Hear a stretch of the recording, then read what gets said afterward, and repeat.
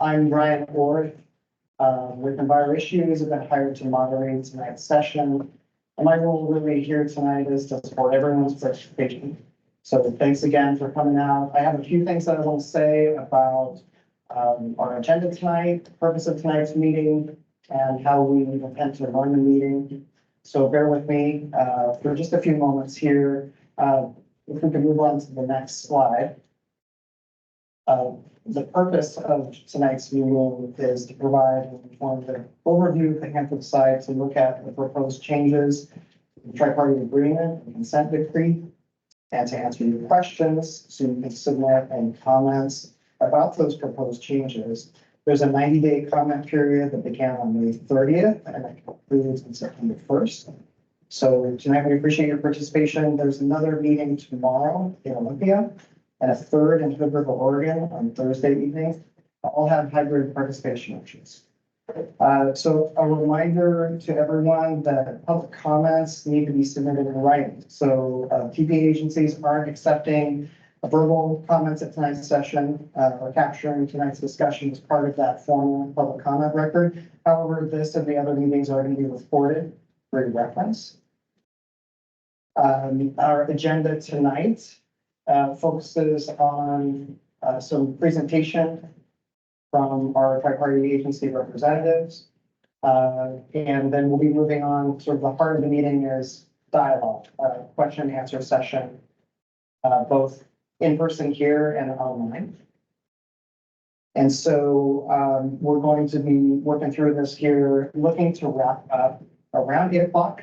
Although depending on how many questions there are in the room and online, we may extend up to 30 minutes. So if you're watching time here, I'll let you all know as we get close to the 8 o'clock hour, we're going to add some time to accommodate additional Q&A. I wanted to talk a little bit about public meeting guidelines, and I'll reiterate in more detail when we get to the Q&A portion. And this is really what I'm going to be looking out for and support everyone in the room. You know, we're really focused on dialogue and the exchange of information, your questions, responses from representatives here and from the room. And sort of in pursuit of that, I'd like for you, if you do have a question, to state that first when you come to the mic, and we'll point out mic runners, or if you're online, if you could share your question in the chat. That can be followed by any necessary context, but hopefully keep that brief so that we can focus on additional questions and responses. Really want to get to as many people as we can today, hear as many voices as possible. And so ask that your remarks be brief. That goes for the folks up here in front of the room, to keep it as concise as possible and necessary. And finally, you know, I expect that there will be strong opinions and maybe differences in perspective in the room, and all of that is welcome here. I simply ask that we all work together to maintain a respectful exchange and, you know, in the spirit of dialogue and supporting everyone's participation. So a few additional housekeeping notes that I'll share, just because we are in a hybrid setting and have a lot of moving parts. For those of you who are here, you may be familiar with the Richland Library. Emergency exits out this door, around the corner, or out the front door that you came in. There's also another exit you can see here behind this curtain, should you need to use it. On your chairs, there's a postcard, and that has a link and QR code on it that you can access, that has more information about how you can comment, and just more information about the meeting, as well as our evaluation form. For those of you who are joining us online, we're going to add that link to the chat if we haven't already. Thank you, Colleen, so much. And we're going to be using that chat feature to capture your questions. In Microsoft Teams, you can submit a question anytime, and we'll be keeping a queue and reading those off in the room, or you can speak those into the room if you prefer. I just want to note, and I'll reiterate, that we're going to moderate the session so that everyone has a chance to ask at least one question. So if you've got follow-ups or repeats, we'll come back to you once we've exhausted that kind of first round of this. Is there anybody who's just on the telephone? And if so, you can unmute yourself pressing *6. Just wanted to see if there was anyone, and I won't share those instructions then, because it doesn't sound like we've got anyone. And again, I'll have some more reminders about Q&A as we get to that portion. But for now, I'd like to just go ahead and turn it over and introduce our tri-party agency representatives with us tonight from the room. From the Department of Energy, Brian Vance, the Hanford Site Manager. Mark Silverstein, who's the Hanford Site Chief Counsel. From Washington State, we have Stephanie Schleif, Nuclear Waste Program Manager from the Department of Ecology. Andy Fitz, Senior Assistant Attorney General. And from the Environmental Protection Agency, Tim Hamlin, Land, Chemicals, and Redevelopment Division Director for Region 10. And so with that, I'm going to turn it over to remarks from the group, starting with Brian Vance. Good evening. Really great to be here tonight. Thank you all for coming. As Ryan said, our objective tonight is to provide a forum that ultimately supports public comment that's informed and will use as a DOE regulator partnership to inform our way ahead on the cleanup mission. So we appreciate your thoughts tonight, and hopefully you'll appreciate the presentations and the discussion. The agreement that we're talking about represents 4 years of dedicated work between the department, our regular partners, which really represents, I think, ultimately a good model for how we work collaboratively together to devise courses of action in a very complex mission and cleanup effort. Tonight's focus is really on the tank waste mission, but I think beyond the achievable way ahead in the tank waste mission, I think there's been benefits to our relationship as well, the enhancement in our understanding of each other's perspectives, ability to work together to develop a way ahead, I think has really been instrumental to the agreement that we've reached, that it's out for public comment now. It also sets the course for the site in a constructive way, in my view, for years. I hope this session is beneficial. And it's really intended to provide information and context to inform the public comment process that we'll all benefit from. I look forward to a very constructive and respectful discussion based on what I think is really our collective interest together is a safer, cleaner Hanford site. So thank you for being here, and it's really my pleasure now to introduce Stephanie Schleif, Nuclear Waste Program Manager for the Washington Department of Ecology, for her remarks. Brian, very excited to be here with you tonight. As Brian said, I'm Stephanie Schleif, Program Manager for Washington State Department of Ecology, and I want to briefly introduce the folks that I have here with me that you might hear from as we try and answer any questions that you have for us. We have Suzanne Dahl, who is our Tank Waste Treatment Section Manager at Washington Department of Ecology. Teresa Howell, our Compliance and Regulatory Assistance Section Manager. We also have in the back Ryan Miller, who is our Communications Manager. And then we also have Edward Holbrook, who is my Acting Deputy Program Manager here with us tonight. We also have Andy Fitz, who's with the Washington State Attorney General's Office. He represented us on this negotiation for the holistic agreement. And as such, I've asked him to speak on our behalf for the details of the proposed agreement that's up for public comment. We'll hear from him a little later. It's with much excitement that we're here with you this evening speaking about an agreement, as Brian said, that's the result of years of meeting discussion between our office, Department of Energy, and the Environmental Protection Agency.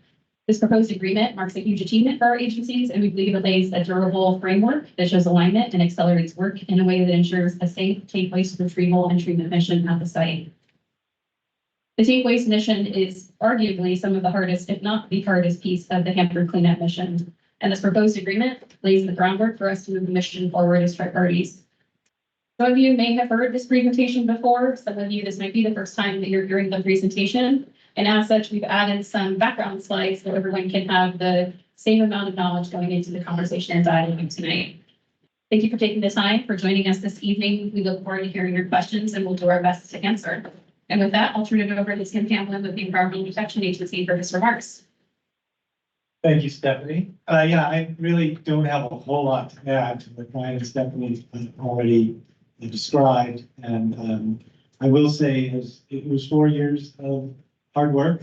And over that course of time, I think we did accomplish a lot. And I think as the two prior speakers already referenced, we also learned to listen to each other better, consider each other's viewpoints better, and to develop an agreement that reflects the challenge that the tank waste mission is in a way that works for all of us.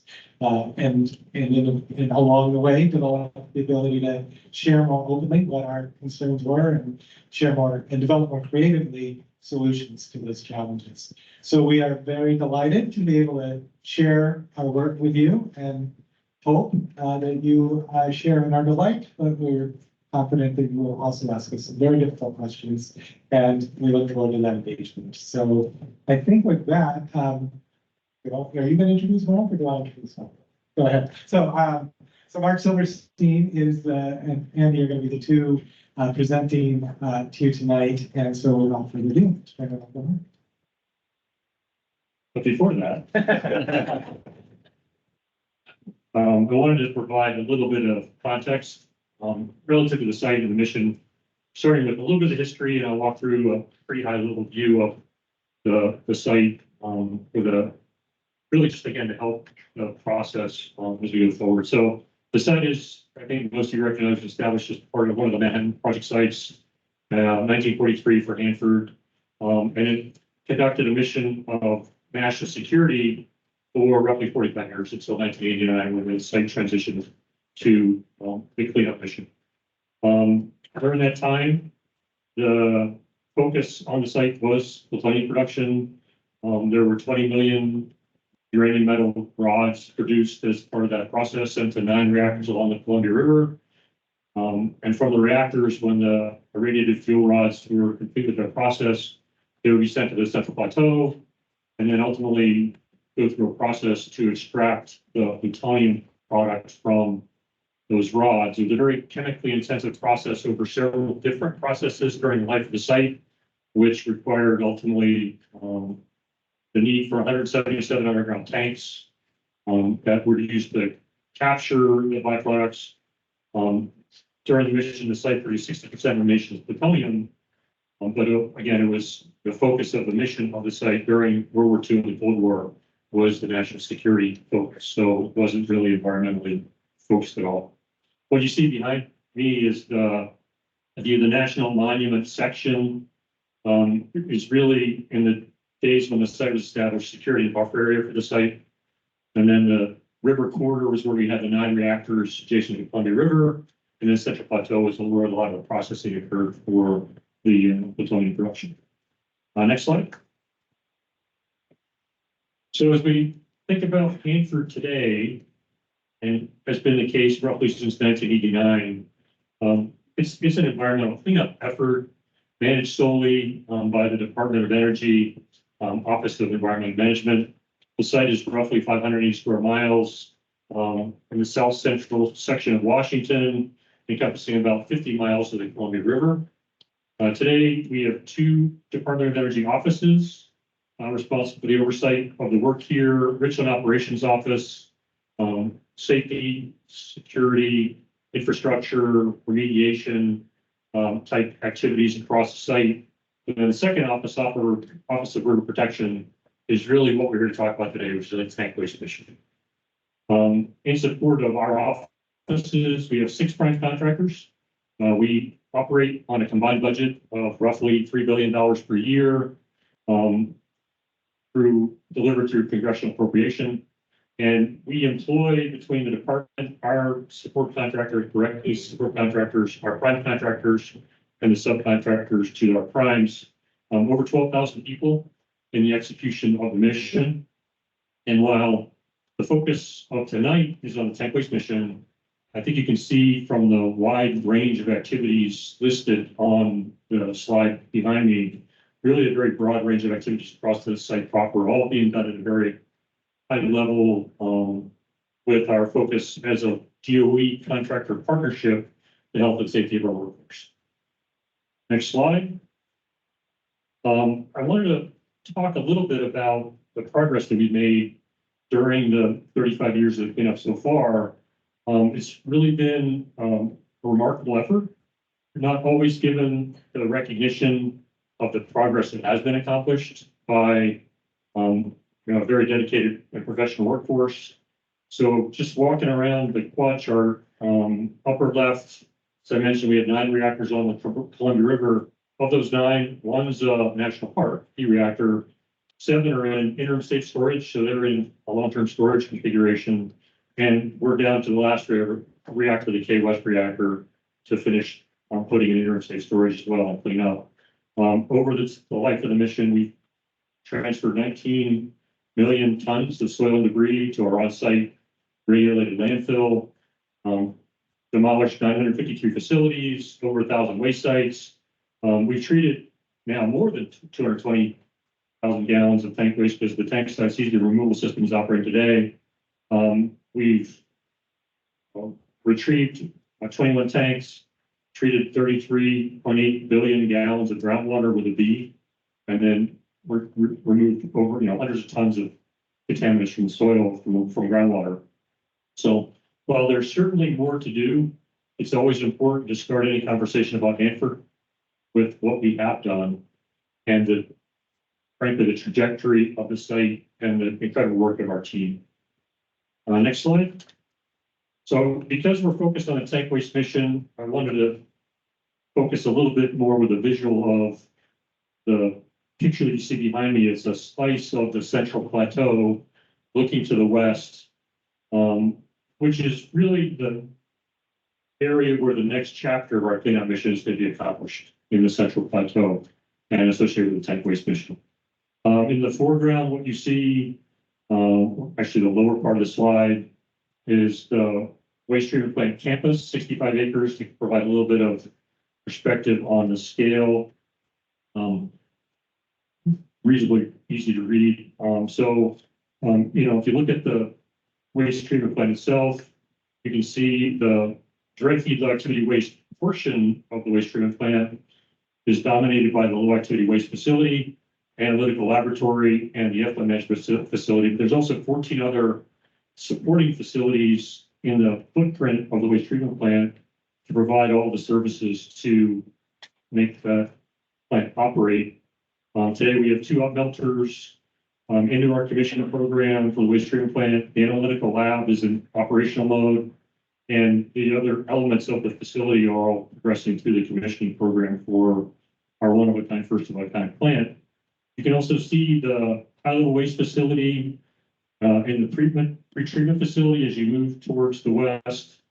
Both look similar to how they looked in 2012 when the department shifted focus to the direct feed low activity waste part of the program, ceased construction to resolve technical issues and to allow basically engineering to catch up, and ultimately to go in to treat the rest of the site tank waste, which is the high-level waste fraction of the tank waste.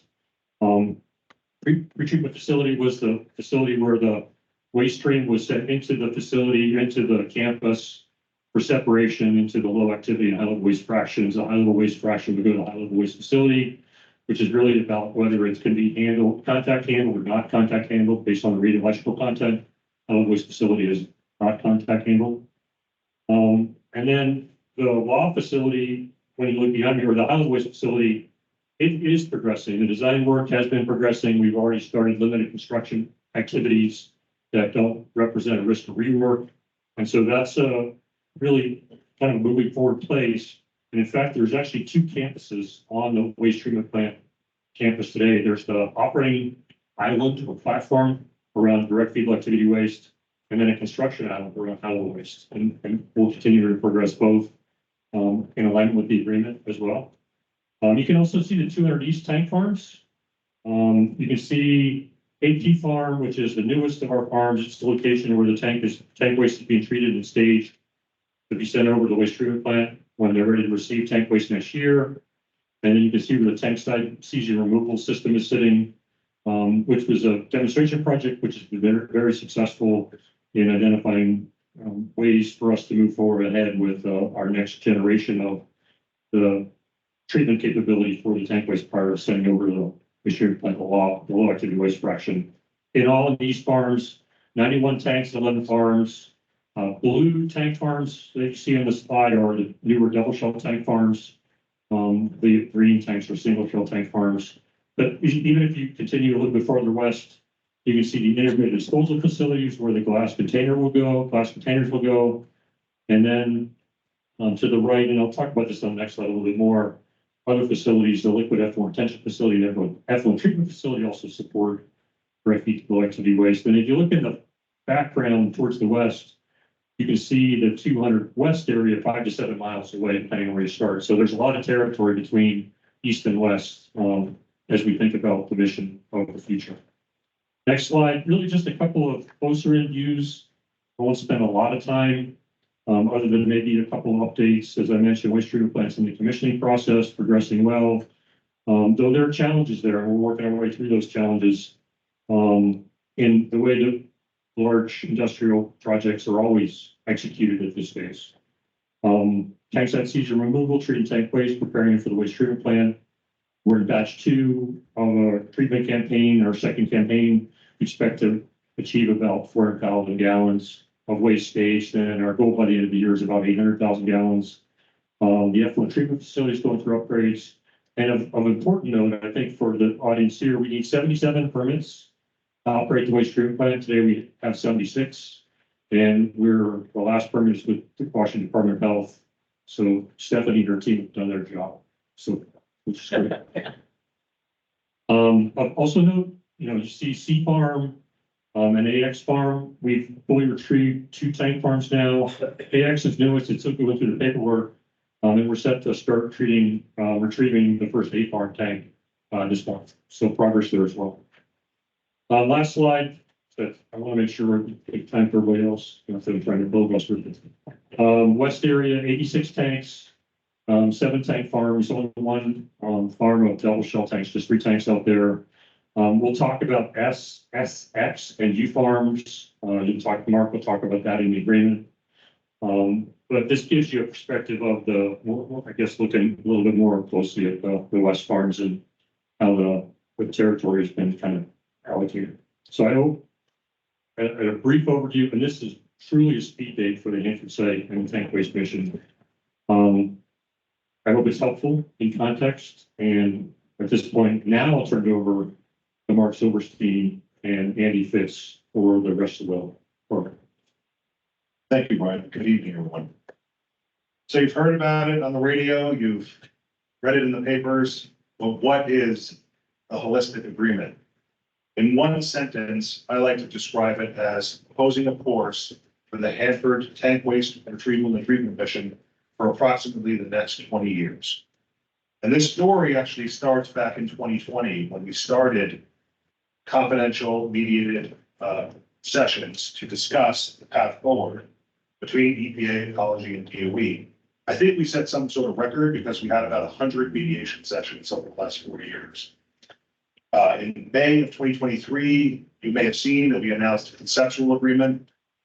And there were a couple of key documents that I think are worth mentioning that kind of informed our negotiations. One was an analysis of alternatives that was done for the high-level waste treatment mission.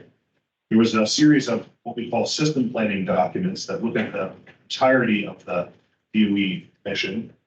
And there were also some documents associated with what is called the testbed initiative, including an environmental assessment, waste incidental to reprocessing document, or a WIR, as you may have heard it referred to, and an EPA variance. And the holistic agreement is really 3 things. Number 1, settlement agreement, which is sort of the overarching document, and it contains provisions associated with our public comment process. It has, various legalese, which nobody wants to read, but is in there. And it has some substantive items that we're going to talk about a little bit later as we walk through each of the respective parts of the agreement. Second is proposed changes to a federal consent decree. And the third is proposed changes to the Hanford Federal Facility Compliance Agreement, also known as the Tri-Party Agreement, or TPA. So that's the 3 parts of what we refer to as the holistic agreement. I'll turn it over now to Andy. We're going to walk through sort of the summary of the commitments and proposed changes under each of the 3 parts. Andy? So I'll just say I kind of like reading legalese, but So I'm going to talk about the consent decree changes related to the waste treatment plant and a little background on how those are dealt with in the legal instrument that it governs the consent decree first. So the state and Department of Energy negotiated a consent decree in 2009. It was signed in 2010 after a similar sort of public comment process. Along with some changes to the tri-party agreement. And those came out of a lawsuit that the state filed in 2008 over basically the whole tank waste mission. Because at that point, the state was concerned about tri-party agreement deadlines that weren't going to be met and progress on the waste treatment plant. So the original consent decree has timelines for completing the waste treatment plant, all three main facilities plus the lab and balance facilities. So it's the pre-treatment facility, the high level waste facility, and the low activity waste facility. And it also contained deadlines for retrieving 19 single shell tanks. So what the original consent decree set out for those three major facilities, pre-treatment, high level waste, and low activity waste, was a common 2019 date for hot commissioning, starting to actually treat waste. And then a 3-year later deadline of 2022, I believe, to achieve what were called initial operations. So this is sort of hitting a 70% efficiency rate in treating waste that meant you were doing the job. Not long after that, DOE ran into technical issues, principally with the pre-treatment plant, which is where waste was supposed to come into the complex and get split into two different waste streams. We negotiated for a bit. We were unable to agree on changes to the consent decree at that point, and we put competing versions of how to modify the decree in front of the federal court judge who oversees the decree. And we ended up out of that process with a modified consent decree in 2016.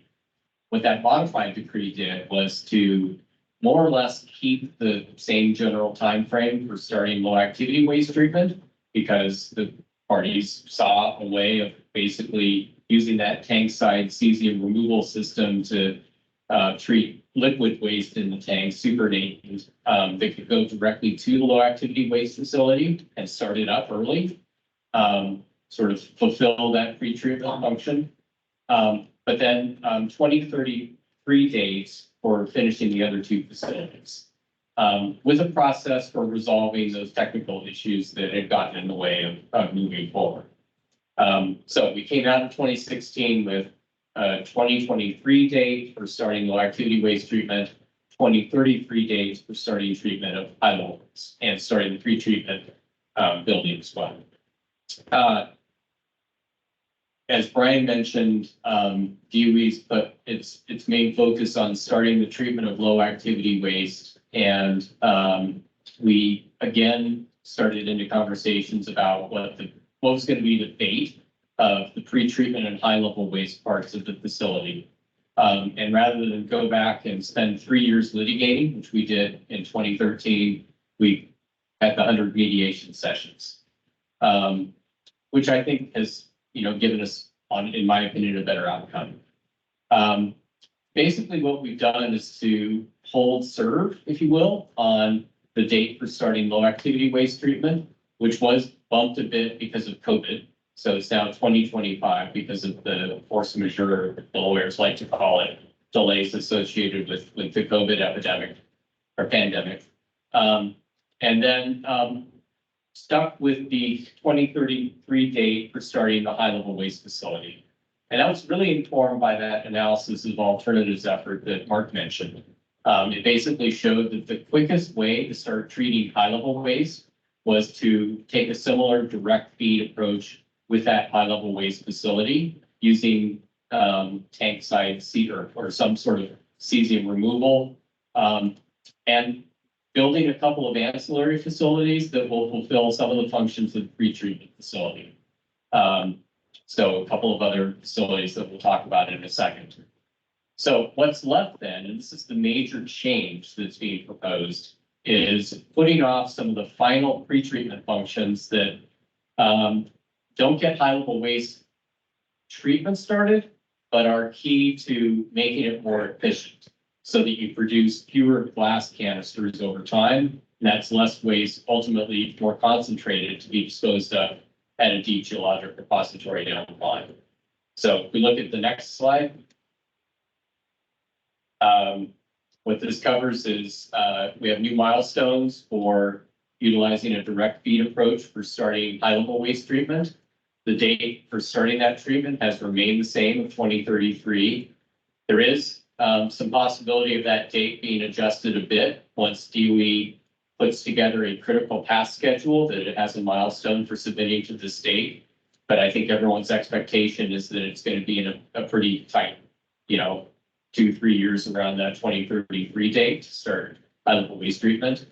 And then we have milestones to be filled in once that high level waste treatment starts for completing those remaining pre-treatment functions. It's mostly washing the chemicals out of the waste that allow that treatment to go forward most efficiently, which shortens the timeline for treatment. Art. Thank you. So one of the other aspects of the consent decree side is maintaining the schedule for the retrievals that are currently required under the CD, as we call it, the consent decree, which is the waste from most of the 10 tanks in the A and AX farm. There's one lonely tank we're going to get to, tank A103, where we're adjusting the schedule. It's currently required to be retrieved under the TPA, the tri-party agreement that I spoke about. That schedule could be adjusted to sort of better align with the retrieval sequence of the other tanks in that farm. Also, we are adjusting the deadlines for tanks A104 and 105. These two tanks have some significant retrieval challenges. One of the tanks, A105, has a bottom that was significantly compromised during an event back in the 70s, wasn't it? And so we are going to be looking at additional retrieval technologies that might be able to assist us in the efforts with this tank and with A104. Next slide. Okay, so part of the question that we talked about was after ANAX farms, what are the next farms to be retrieved once we finish there? And as Brian mentioned, we've completed the physical retrieval of AX farm. We're going to A farm. And so parties talked about the next farm to be retrieved, and what we had proposed is 22 tanks from west area, which is among the S, SX, and U farms, west area of our site by 2040. Another aspect of this discussion, which is encompassed in this part of the agreement, is that the waste from those tanks would be pre-treated and grouted and disposed of out of the state of Washington. Now, what I want to emphasize here is that the grouting and the out-of-state disposal locations have not yet been determined and no decisions have been made. Part of the reason we're here is to get your comments and concerted questions about this aspect of the agreement as with all the other aspects. There were some conditions associated with this alternative treatment, as we call it, proposal in the agreement. One, as I mentioned, is it has to be disposed of out of the state of Washington. Another is what we call just-in-time scaling, so that we don't have a backlog of the pre-treated tank waste at the site. And those conditions remain in place through at least 2040.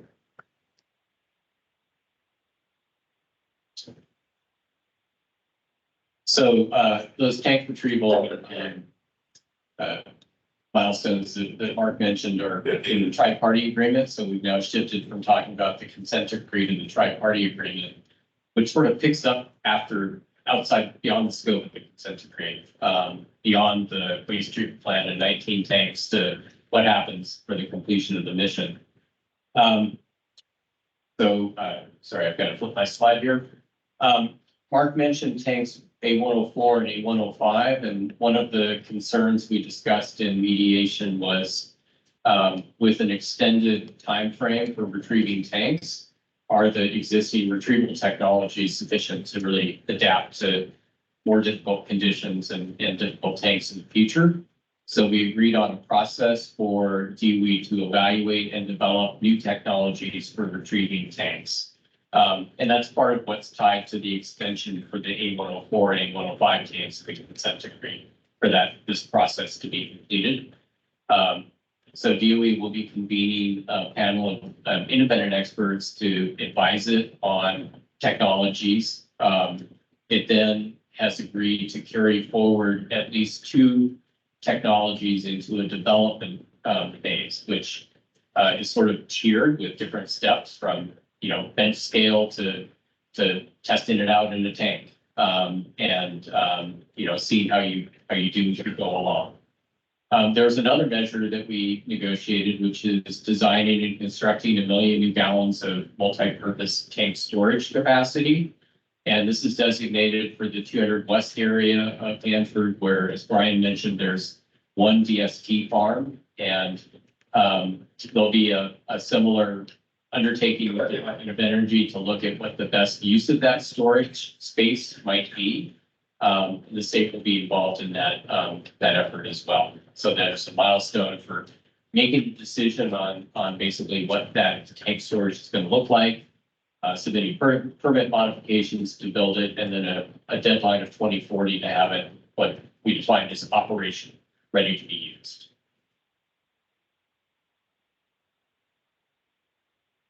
Oh, sorry. Yeah, no, this is a new run for us, so we're working out the bugs.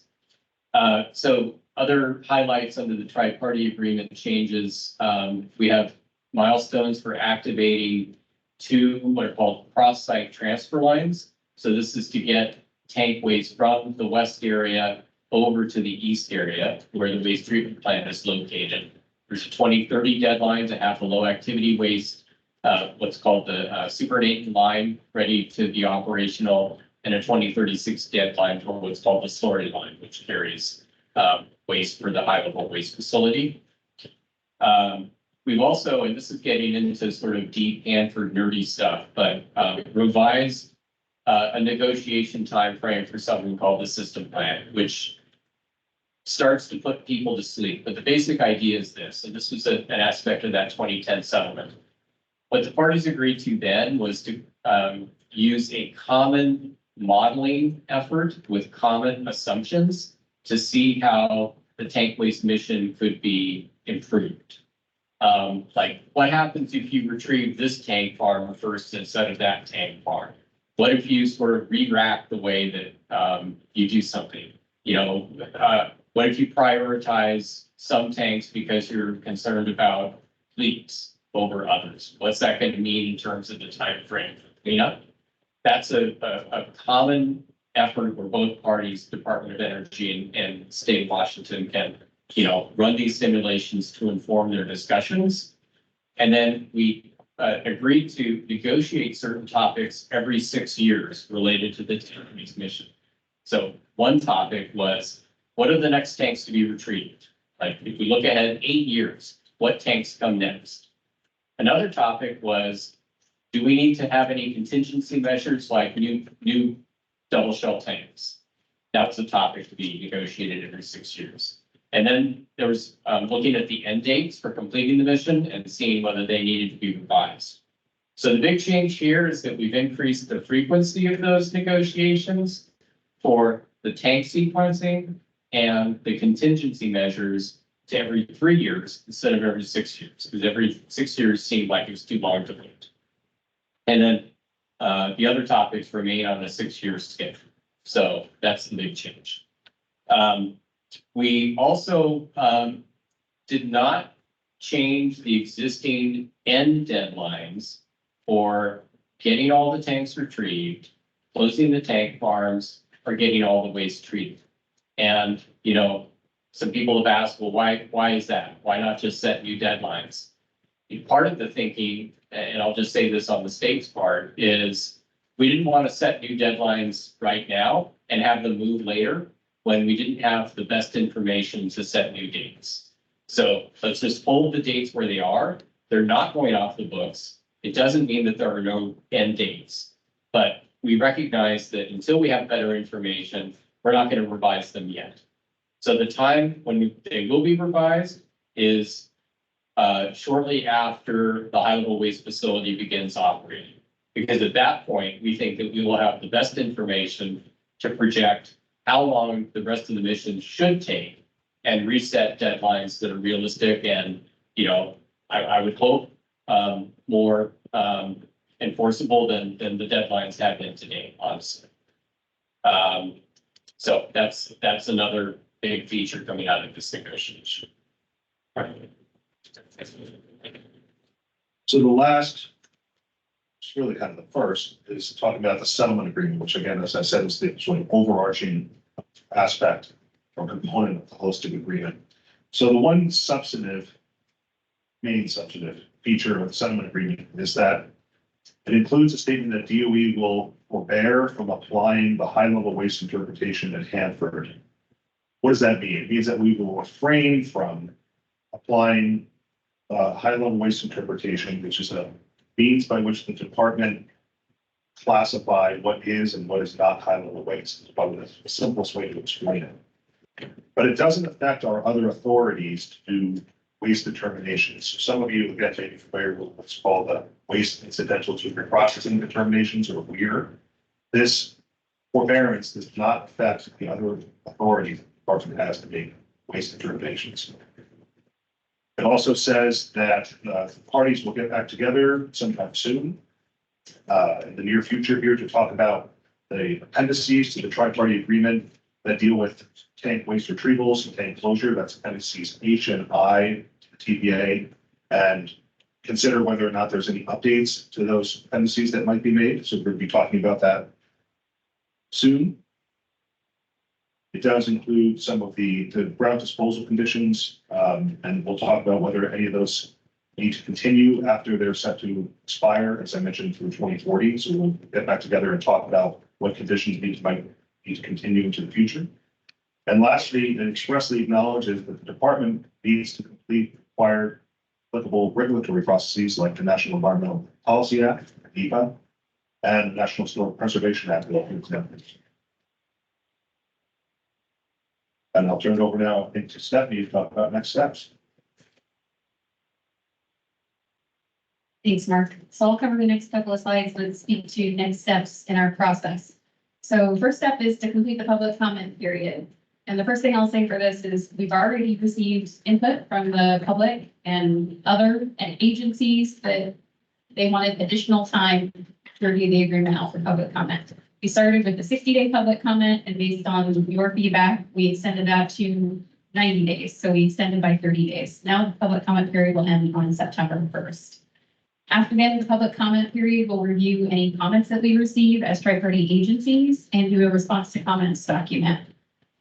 Mark spoke to the next one, and Department of Energy will need to complete any regulatory processes such as National Environmental Policy Act, National Historic Preservation Act as well. And then once we make any changes that we're going to based on public comments as tri-party agencies, we'll implement proposed amendments to the consent decree and federal district court. And then finally, the agencies will sign and implement proposed revisions to the tri-party agreement. Next slide. This next slide highlights what Ryan spoke about in the beginning of the meeting, which again, highlighting public meetings are this week. Today, we're here with you in Richland. Tomorrow we'll be in Olympia, Washington, and then on Thursday we'll be in Hood River, Oregon. Each of the meetings have a virtual component associated with it, and we want to hear from you. We want your comments. There are a couple ways to submit comments electronically or by mail. You can send it to Washington State Department of Ecology. There's our address there. And if you're wondering, if you've already looked at the document and saw that it's somewhat lengthy and wondering where you need to focus, we covered the 3 different parts of the agreement, including the settlement agreement. If you want to focus on the tri-party agreement changes in the consent decree, start on page 19, if that helps you at all. And with that, I'll turn it over to Ryan to lead us through the questions. Thanks, Stephanie, and thanks to each of the panelists for your remarks and presentation. We're ready to turn to questions and responses. So just a few reminders again. Our purpose here is to inform your public comments. So we're hoping to get questions that are focused in that area, following the presentation. We have both in-person and online components here. So just a few notes for those of you in the room and those of you online. For everyone, if you could state your name when when you're called upon, and start with your question. That again is going to help our panelists orient to who's going to respond and be ready. You're welcome to provide some context, but we'd like to keep that short. Just if I could get a show of hands in the room, just to get a gauge for how many people would like to ask a question at this point. You don't have to know, but if you do, that will help me just think about time here. So I see a few hands. Okay, so I think maybe 30 seconds or a minute. Again, the context will be important to your question, but we'd like to keep things moving and as many people, involved as possible. For those of you who are online, we've got Colleen here helping out. Thank you so much. I know that there have already been some questions coming in. You can unmute when it's your turn. Colin's keeping a queue, or if you'd rather, we can read your question into the room. Please be patient as we're going to bounce between, physically here in Richland and online. And then if, you have multiple questions, we're going to try to exhaust first timers first. If you have a follow-up, we're happy to come back to you. We'd like to give everyone a chance to ask at least one question. And if we've heard your question already, we may refer to a response that was already given to focus on unique questions. I'm going to, again, be checking time. We may extend if needed, if there are continued questions. I'll be checking in with you all around order of 8 o'clock. And with that, I think that we're ready to begin. Patrick is here in the room. He's going to help with taking hands, and Colleen is on team. So why don't we start in the room? If somebody has a question, go ahead and raise your hand, and Patrick will come over to you.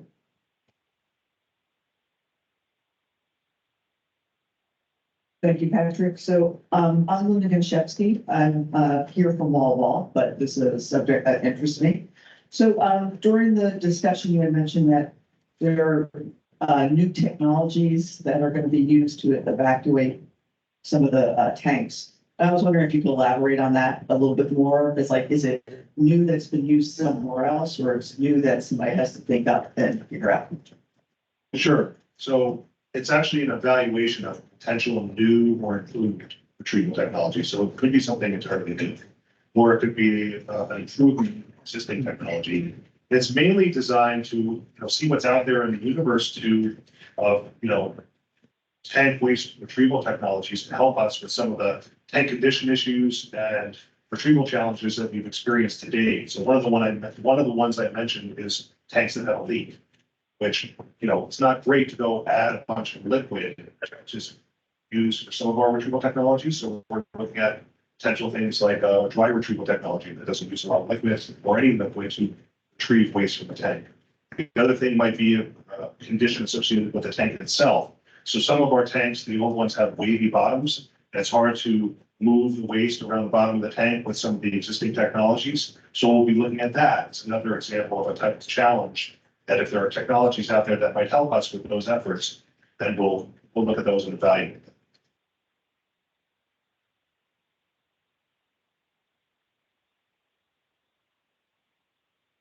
Colleen, first question online. All right. I didn't turn it Oh, on. sorry. Yeah. All right, our first question, we have a few in the chat, but can Nancy Morris, can you unmute and go ahead and ask your question? Yes, can you hear me? Can you hear me? Yes, we can. Okay, yes. Yes, my question is, since some single shell tanks are seriously leaking now, and so why are the agencies waiting to close them by 2043, and why are the agencies apparently waiting 16 years to build new tank storage space?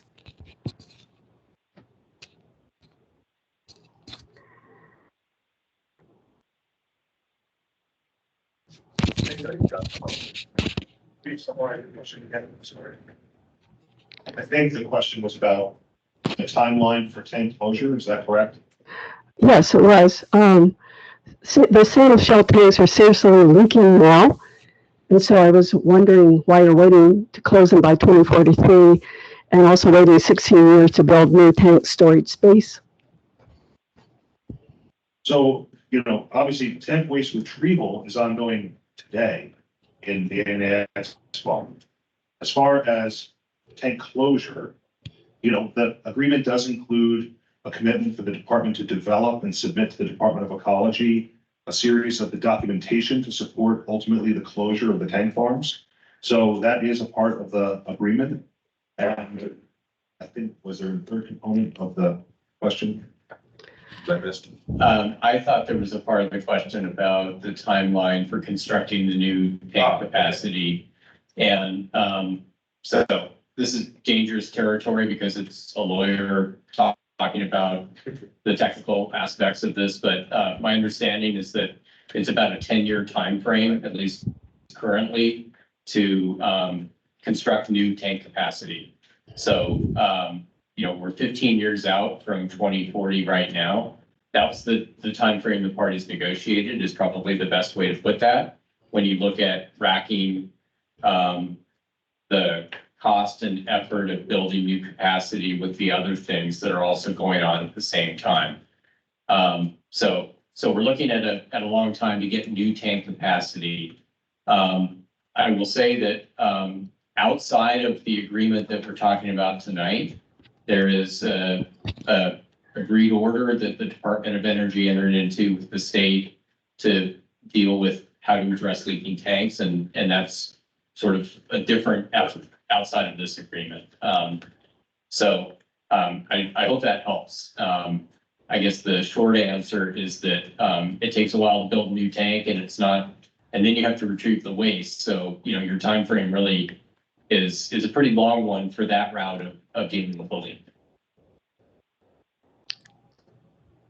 Thank you. We'll move back into the room. If you'd like to, Patrick, do you have somebody in the queue or show of hands here? Go ahead. Excuse me, I'm Craig Wood from Walla Walla. My question concerns are you replacing the old tanks with new tanks? Or are we eliminating the waste and getting rid of it? That's really what my question was. So it's sort of a question about like, what is tank waste retrieval in general? And generally speaking, we're taking the waste out of the older single shell tanks, moving it to the double shell tanks, ultimately for disposition at the waste treatment plant, or as we highlighted as part of this agreement, at least a portion of it being routed and disposed of out of the state of Washington. So very simply, retrieval is taking the waste out of those older tanks, putting in the double shell, and ultimately for its treatment and disposition. The agreement includes, as we mentioned, 1 million gallons of new tank waste storage capacity. So there is some new aspect to it, but that generally when we're talking about our SST single shell tanks, they're very old, some of which date back to the original Manhattan Project days. And then the DSTs are the newer double shell tanks. Newer, I should say, in quotes, because AP is what, 1980s? So that's what we mean when we're talking about the tanks. Does that help? Yeah. Okay, thank you. Moving back online, Colleen. All right, we do have a few more questions in the chat, and our next one is from Karen Engstrom. Karen had a couple of questions, so if you want to unmute and pick one of those questions, and then we'll circle back to you. And then while you're unmuting, I just wanted to let a few other people know. I also have Shelley Simone, Jesse Murray, and Frederick Brin in the queue. So Karen, are you unmuted? Can you hear me? Whoop, I sound terrible. Yes, I can hear you. I didn't think I should have practiced. Anyway, thank you for this meeting very much. But I understand that the waste will be transported to a place where there's no groundwater, which is kind of a miracle because I don't know anything in the United States that doesn't have groundwater. But I'm wondering why, and I understood it was going to be exiting out of Spokane. why isn't Spokane one of the places where you're having a meeting? And Portland, because Oregon's part of the tri-party agreement and really very tied to, there are a lot of things that go by Portland and the lower river that come up to Hanford with other kinds of nuclear waste. But this is a very important issue because of the river. So why aren't you having meetings there for the public?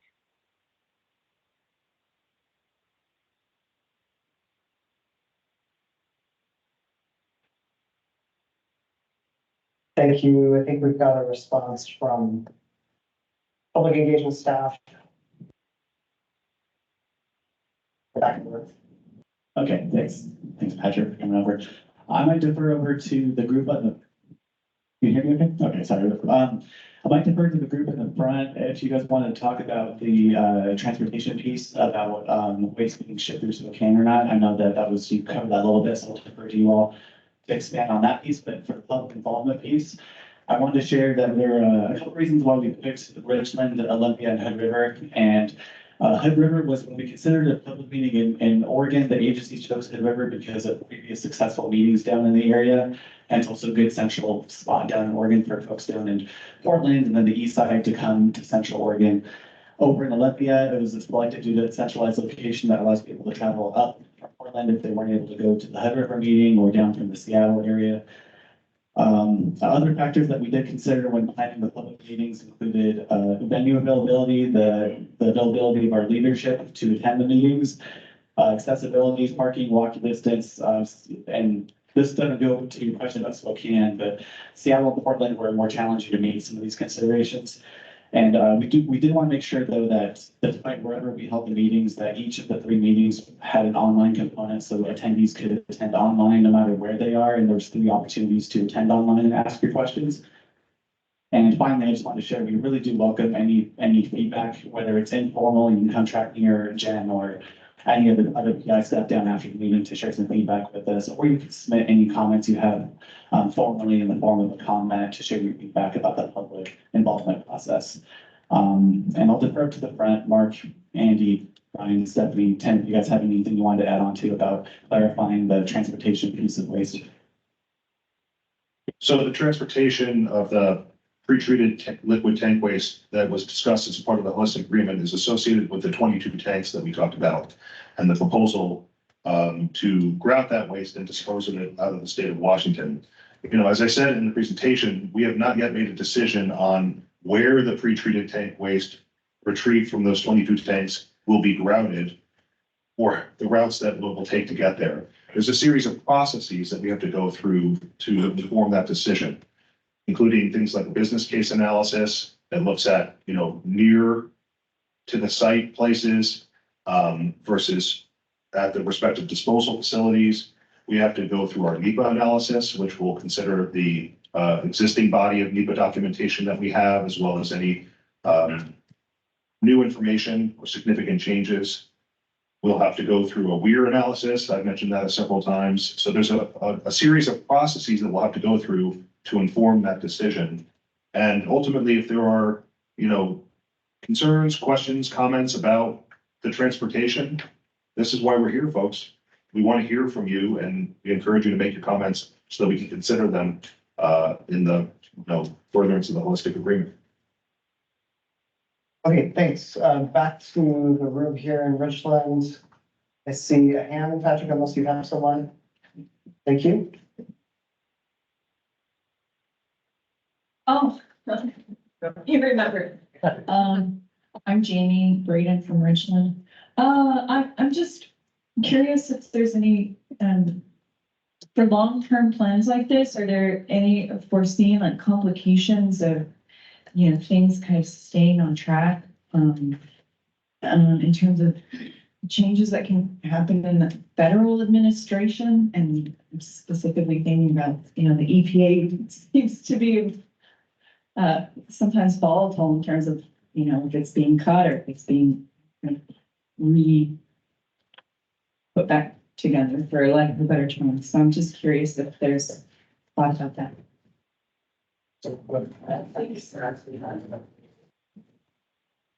So yeah, Tim Hamlin from the Environmental Protection Agency. I guess what I'd say in general is there's always uncertainty and we generally adapt to the situation as we, as best we can. And when new policies and budget realities come to fruition, we respond. So it's hard to answer your question in a way that I think offers any sort of certainty or predictability. What I will say about your question in the context of the tri-party agreement is, a lot of us are really looking at Department of Energy budget and trying to make sure from a regulatory perspective that we are in alignment with them over what to do now, how that sets us up for success over the course of time. So I guess for what it's worth, we use the best sort of outlook as to what the future might hold for us and try and make near-term and long-term plans accordingly. And yeah, sometimes we have to go back and revisit them depending on what else happens in the world. So hope that helps. I think the underlying comment is Hanford is hard. We're trying to execute a mission over decades that is driven by a political process that's much, much shorter and will go through many cycles. The focus we have as a department team is to make sure we're optimizing the risk reduction value of every dollar we get from Congress and demonstrating success and progress that enables the strong support we get from Senator Murray, Senator Campbell, and Congressman Newhouse to continue to fund the mission. It's sort of the virtuous circle of publicly funded activities. And so in many cases, we're doing things that nobody's done before. Waste treatment plant, every day we do something new. Nobody's ever done that before. And so we're learning as we go. We're bringing the team along to be able to function in that environment, to do it safely, to do it effectively. And we're identifying issues that we're working our way through at the waste treatment plant and commissioning, which is what commissioning is for, and learning there as well. But even more broadly, we're continuing to look at the processes we execute to look at the risk profile that the site represents versus the workforce and the community as we clean up the environment with our regulatory partners and make the best decisions we can on where we invest the dollars. Because if we optimize that process well, we're ultimately creating the safest workplace for our workers and progressing the mission in a way that protects the community. And as we talked about in the opening session, as we clean up the environment, we've made tremendous progress. And so keeping the focus on steering a steady course, showing progress, learning from both our successes and our challenges to be better every year with every new project and build a team along the way and maintain that partnership with our regulatory partners and with our contractor partners is really the way that creates the best outcomes for a site like Hanford. And we're dedicated to move the mission forward, as I think everyone wants every single day in that way. I'll just add one more part, which is that the legal overlay of all this is a federal law called the Resource Conservation and Recovery Act, RCRA. And under that law, states can be authorized to be essentially the lead regulator. So once we're authorized, we actually take that authority from EPA to be the implementer of the same provisions that are in state law to match RCRA. So the state's an independent regulator in terms of coming up with the tri-party agreement milestones that we've been talking about here tonight. Those are part of, one part of the triangle of the tri-parties is the state having that as an enforcement order for the Hanford cleanup. So it's an independent source, not a federal source for that, those legal deadlines. The consent decree was us enforcing RCRA in federal court. So it's still subject to the budget process. Congress has to fund all of this. And, that's the shorter term dynamic that Brian mentioned. But, there's an independent aspect of it in terms of the authority that's at least being exercised over the chemical waste part of the stuff that's in the tanks at Hanford that doesn't depend on changes in the federal government. I guess the only piece I would add is, you know, there's been several administration changes over, you know, at least as long as I've been here, and Hanford the work continues throughout all of them, and the people that are here from all the agencies are committed to continue that work. And so the Hanford machine rolls on in some ways, you know, and the work will continue, and we're certainly committed to it. Thank you. Back to online.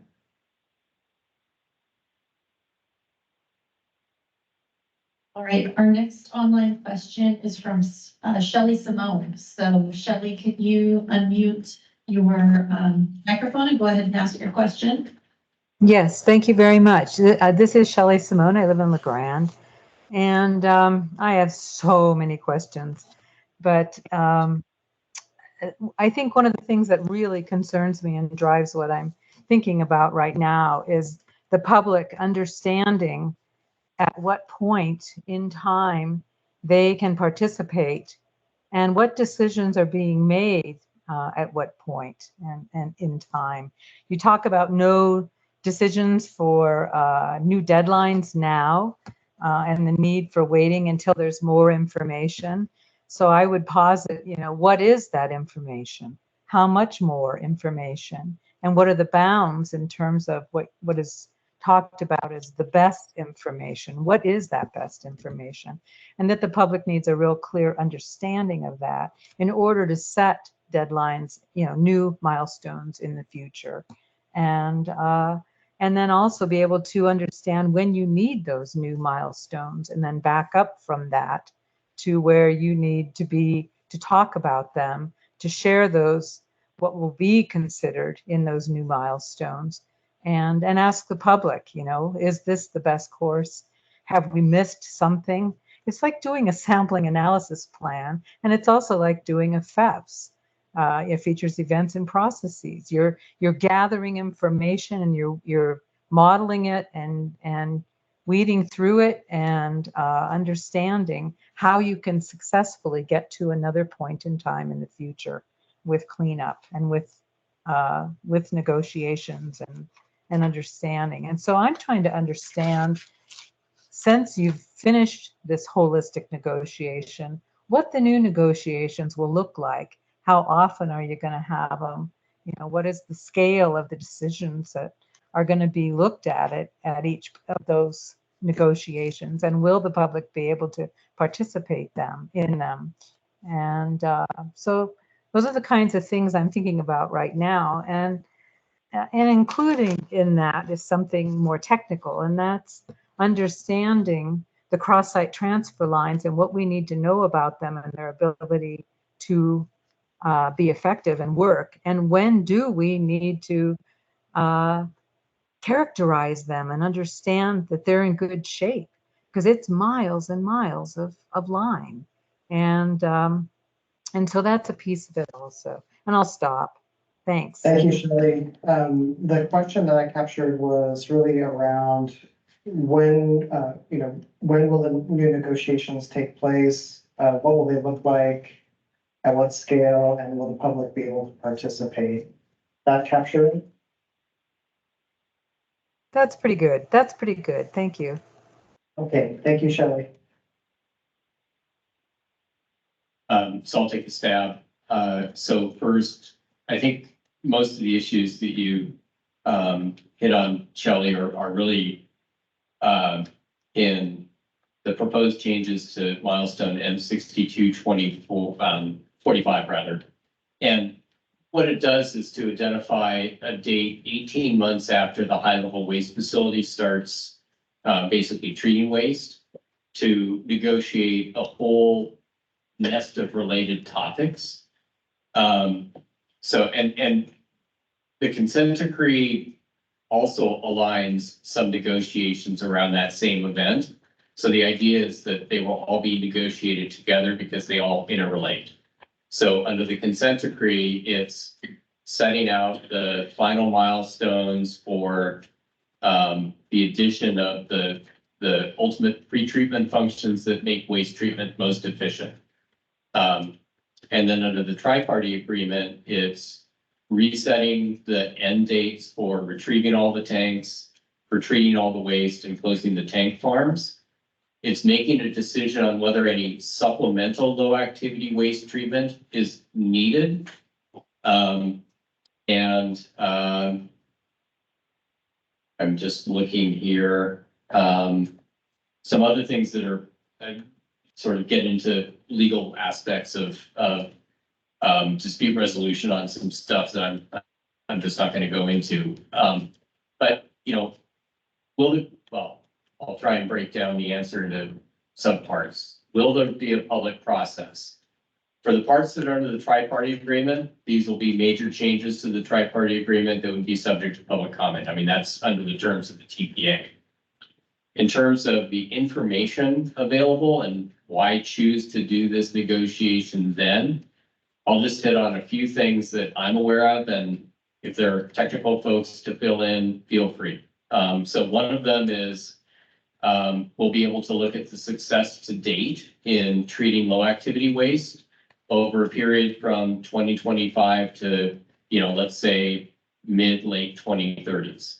We'll be able to look at whether we've successfully started the high-level waste facility, obviously.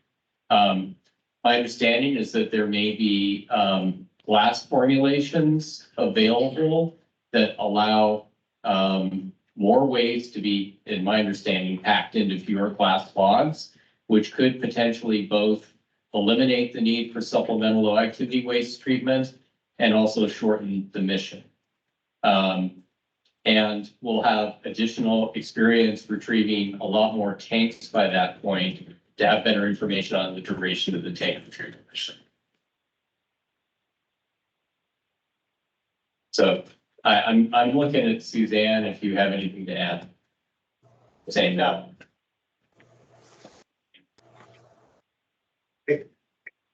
Thank you, Andy. Next question in the room. Go ahead.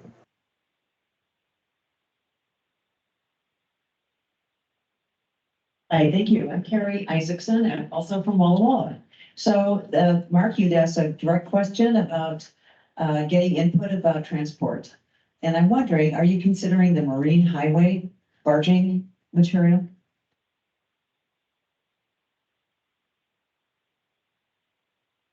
It's down the road. Yeah, the disposal locations that are proposed are in Texas and Utah.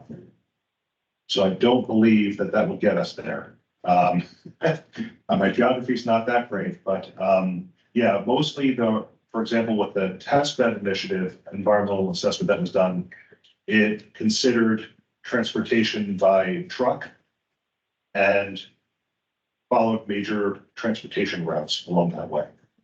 Anything, Delmar, to add to that? Does that answer your question? Thank you. Next online question, Colleen. All right, our next online question is from Jesse Murray. Jesse, if you're still on the line, can you unmute your microphone and go ahead and ask your question? Hi, yes, I want to thank you all for being there, and I appreciate the opportunity to ask questions. I'm Jesse Murray. I'm from Seattle. And can you guys all hear me? Yep. Yeah, okay. So under the National Environmental Policy Act, or NEPA, the Department of Energy and any federal agency is required to create an environmental impact statement, or EIS, prior to making a major federal action or decision, such as the many changes in the Holistic Negotiation Agreement, which would likely have significant environmental impacts. Why was one not created prior to those decisions being made and thus accessible to the comment during the public comment period so that the public could respond to the risks and alternatives? So as I mentioned, this is proposed changes to the consent decree and the tri-party agreement, so they haven't been finalized yet. And with respect to NEPA, we've already kicked off NEPA for certain aspects of the holistic agreement. Right now, we started on what's known as a supplement analysis, which is a tool that the department has in its sort of NEPA space to consider whether there's a significant change in circumstances or new information that warrants the preparation of a supplemental EIS, as you refer to it, an environmental impact statement, or a new EIS. So that effort is already underway, and that will inform kind of future decisions or the pathway about additional legal review that may be required.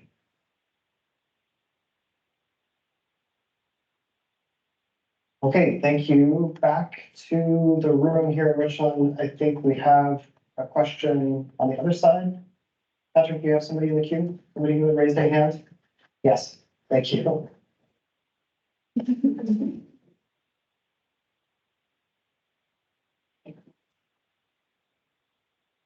My name is Nicholas Peterson. I'm the Executive Director of Hanford Challenge, but I'm originally from Walla Walla, so it's nice to hear all the folks from Walla Walla speaking up. First, thanks to the agencies for holding this public meeting on this really important issue of Hanford cleanup. We really appreciate it. My couple of questions are related to the forbearance provision in the actual agreement itself. The language that I saw, it was just interesting to me that it didn't say energy shall not or will not, classify or reclassify reprocessing waste. Instead, it says energy affirms that it intends to forbear from doing that. And so I guess my question is, does this mean that so long as this agreement is in place that energy won't use it?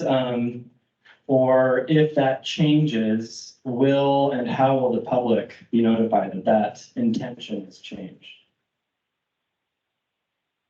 So yeah, what it says is that we intend to forbear from applying the high-level waste interpretation at Hanford for purposes of disposal of treated tank waste or tank system closure, which again, as you appropriately summarized, which means we will refrain from exercising it at Hanford. If circumstances should change, as you noted, the settlement agreement acknowledges that we are to get back together with the state of Washington to consult about whether there's any changed circumstances such that the department is considering applying a high-level waste interpretation at Hanford. Does that answer your question? Yeah, how would the public know? So just going to ecology, would the public know that that had happened? So just for the folks online, the second part of the question is, should that occur, how will the public know?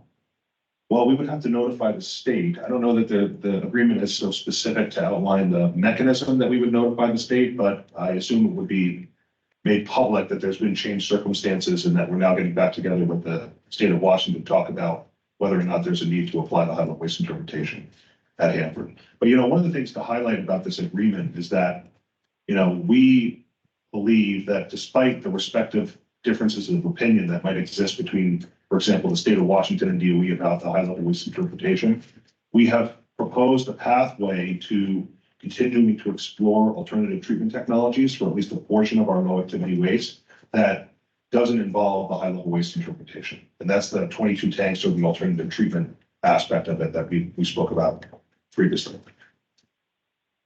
Anything you want to add to it? I just point out that I think the nature of the forbearance provision is the state and energy had different opinions about energy's interpretation.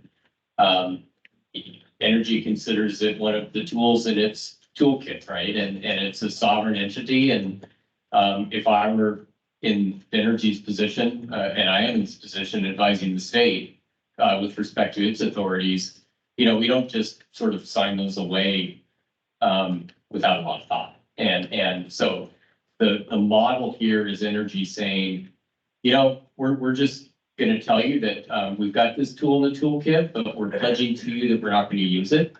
And if we change our mind, we'll let you know and we'll consult with you. And as Mark said, it allowed the parties to sort of move past that issue and find another way of solving the same problem. Thank you. We'll move back online, Colleen. I believe you had some more in the queue. Yes.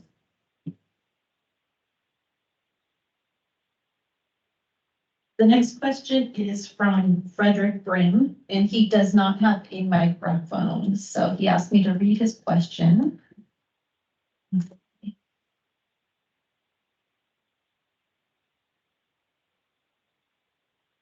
Here we go. All right, is there a nominal decommissioning date for the WTP complex once the vitrification is complete?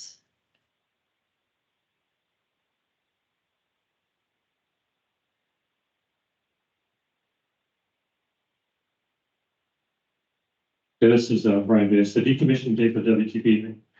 We still have a long way to go before we start to think about the decommissioning aspect of the facilities that we use to vitrify and treat tank waste, whether it's the low activity portion or high level waste portion. We have a design life for the plant, but as I think as you've seen in like the commercial nuclear industry, they've extended design lifetimes for the operating plants to support the power needs of the country. We would go through a similarly rigorous engineering analysis if we get close to the design life, which I think is 40 years was it design criteria. And so, I think we have a lot of road to cover before we start to think about that. But there is a process that we would apply at that time that's well represented across the nuclear industry at large to make that determination and actually develop alternative options at that point if we don't think that from an engineering perspective, design perspective, the plan continue to support the mission as we intend. The current plans for the cleanup for the tank waste mission run to the 2070s, 2080s timeframe. So, we still have a long way to go before we're in the position of starting to decommission the plant. I'm just starting to commission today. Okay, back into the room. Do we have a show of hands? Anyone else who has questions? Okay, making our way.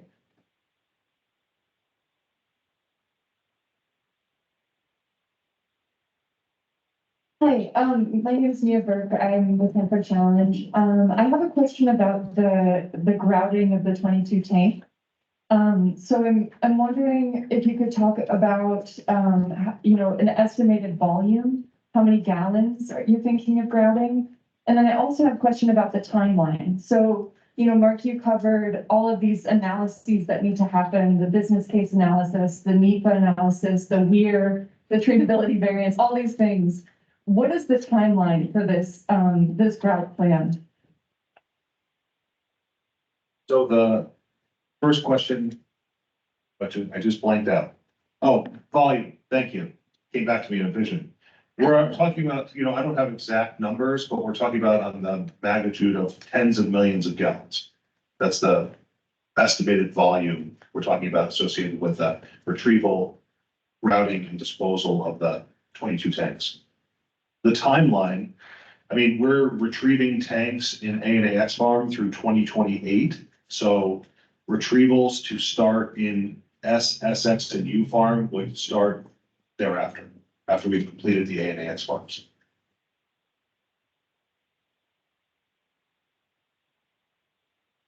Okay, back online, Colleen again. All right, our next question in queue is from Laureen. So Laureen, if you're still on the line, can you unmute your microphone? And go ahead and ask your question.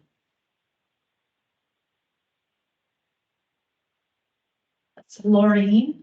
I don't have a last name.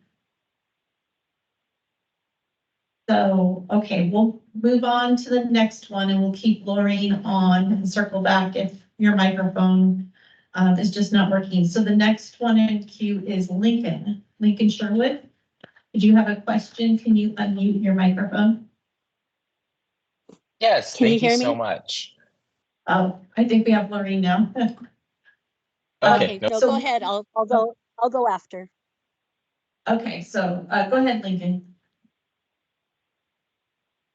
all right, yeah. So thank you guys for taking this. I noticed in your introduction slide talking about the history of Hanford, you forgot to include that this site was home to many indigenous tribes before the Manhattan Project barred them from returning. So these proposed changes that you're making will continue to have adverse effects on the cultural resources of tribes who have treaty rights to the Hanford site. And NEPA guidance provides specifically that federal agencies must seek out tribal participation in ways consistent with federal tribal government to government relationships, the federal trust doctrine, and tribal treaty rights. Why were the tribes not included in this holistic negotiation, and how will you protect their cultural resources? Thank you.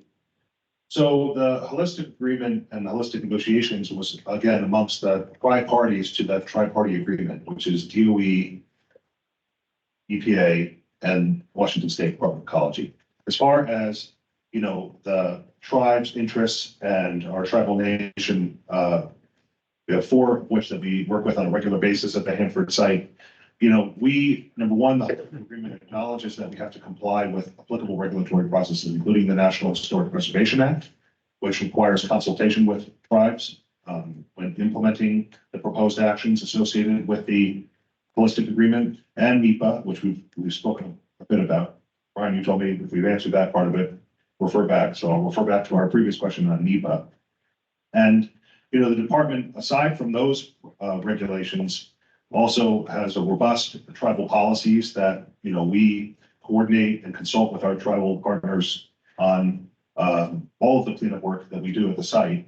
And we also have offered extended to the tribes to consult with respect to this holistic agreement. We had some pre-briefings with the tribal nations, and we've heard back from at least one tribe to date that they have an interest in formal government-to-government consultation, and we will meet with them to discuss. Anyone, anything to add? Okay, back into the room. I just want to see if there are any folks who haven't asked a question yet before, and then we'll return to the second round. Thanks. Hi, my name is Paul Johnson. I live here in the Tri-Cities. And my question is, has on-site disposal of the ground waste been evaluated to determine the most cost-effective and lowest risk approach? One of the gentlemen up front mentioned tens of millions of gallons of waste will need to be disposed of. That's a whole lot of shipments going off-site, you know, roughly halfway across the country. Sorry, just a clarification. Was the question about on-site disposal or on-site routing? Disposal. On-site disposal, So yes. one of the conditions of the proposed changes is that disposal would be out of the state of Washington. I don't know, Andy, if you want to speak to the state's perspective. Well, I think the state's perspective is informed by the tank closure and waste management EIS, which in the state's view shows unacceptable impacts from ground disposal at Hanford based on the geology. And, you know, people can debate that, but that was the view that informed our negotiation. I guess all we'll say is the facilities that were proposed that aren't proposed for disposal are, you know, licensed permitted facilities in Texas and Utah. Let me just add one more part, which I think goes back to Mia's question in terms of timeline. So one feature of those offsite stipulations is that as long as the waste from the 22 tanks is being treated, those offsite disposal conditions attached to that waste, even if it goes beyond 2040. So it will run as long as it takes that waste to be treated. Thank you. And I think we're going back to Laureen. Is that right? Yes, Laureen, are you there online, and would you unmute and ask your question now? Yes. Can you hear me okay? Yes. Oh, good. Thank you. Laureen Contreras. I work for Yakima Nation Environmental Restoration Waste Management as the program administrator. I've, you know, been listening to the questions being asked. They're all very good, and you know, and I know that, you know, there is a big task ahead.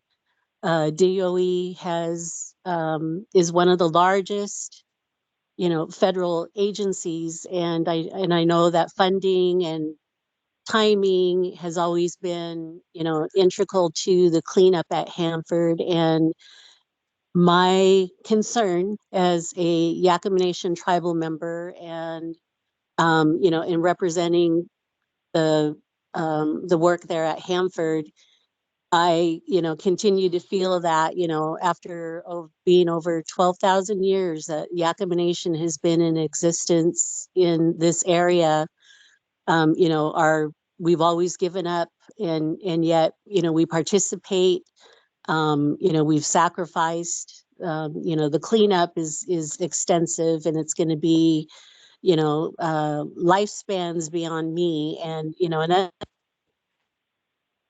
at the need for the cleanup and how you're going to, from a tribal perspective. Maureen, I'm sorry to interrupt. Your mic just cut out. The laws and So we've regulations lost that we your, have in we can't place hear that you. have, the treaty reserved rights within territory. Have affected tribes that participate with you, and and you say that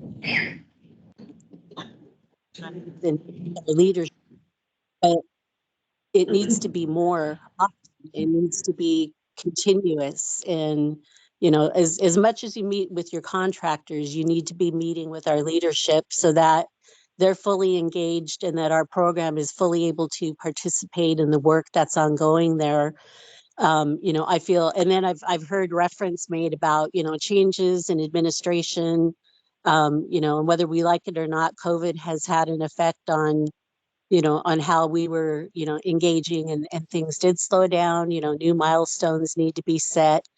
And, what I'm asking for is for, a continuous relationship within Hanford at, Richland, to work more closely with the tribes, to, engage us and allow us to problem solve along with you.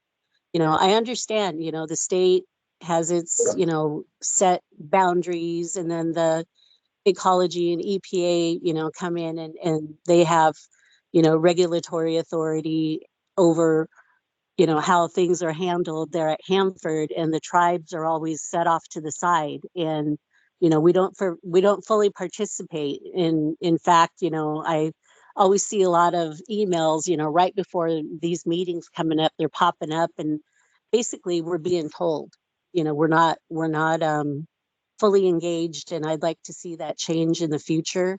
I'm not always going to be here, and we all know well, like our state tribal government working group that we've attended, I've encouraged people to, bring younger ones in, and get them engaged, and, introduce them to the work that we're doing, because even the important roles that you all play, you're going to have a successor, and, we're all replaceable, but the work is important, because it's damage that has been done to our Mother Earth. And, like I said, from a tribal perspective, we look differently at it.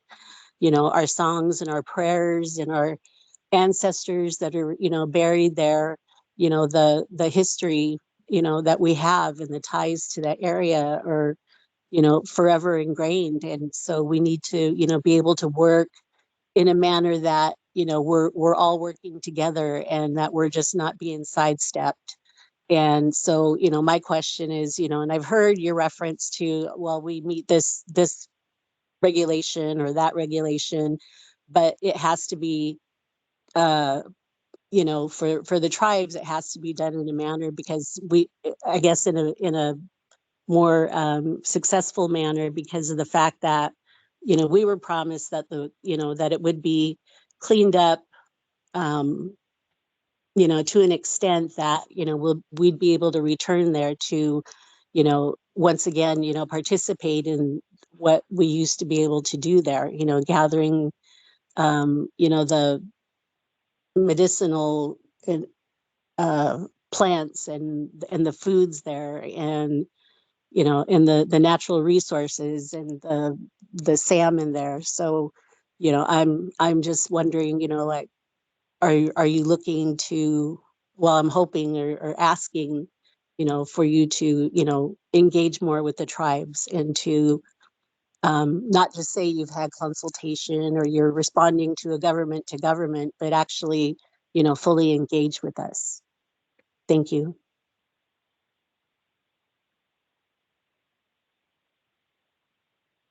Thank you, Maureen, and to acknowledge your audio cut out for just a short bit on your comments, but I think we captured them here. Are there any?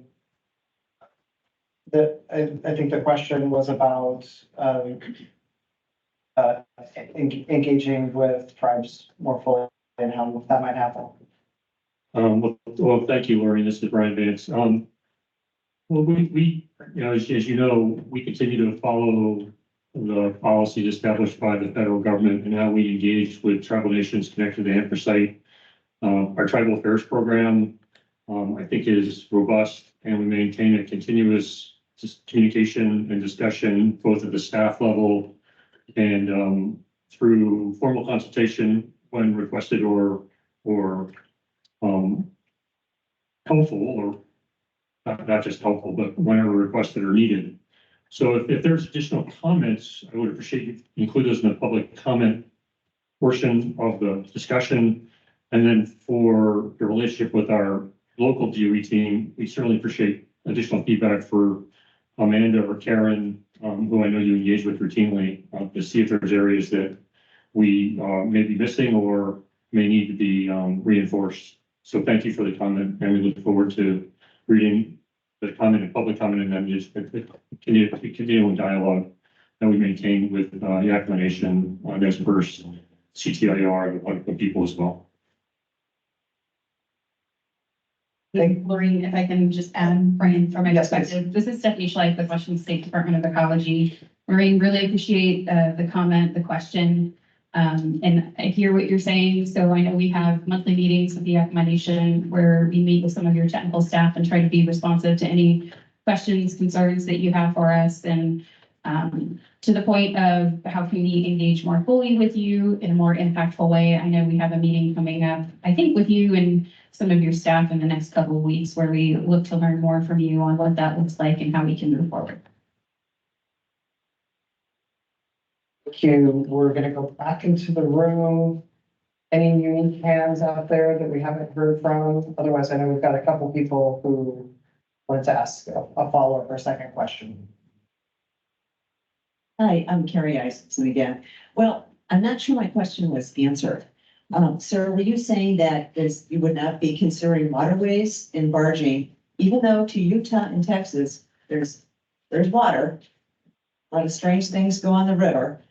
You're saying that wasn't something you were going to consider? Because my comment would be, please don't do that.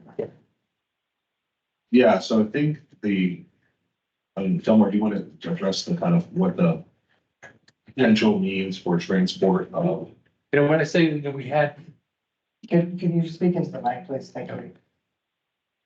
You know, we're looking at the various ways. We haven't made a decision, was said, but if you look back, there was a federal FRDC, Federal Research and Development Group, that did a report and study and looked at the options of ground and various options, and included oversight by the National Academy of Science.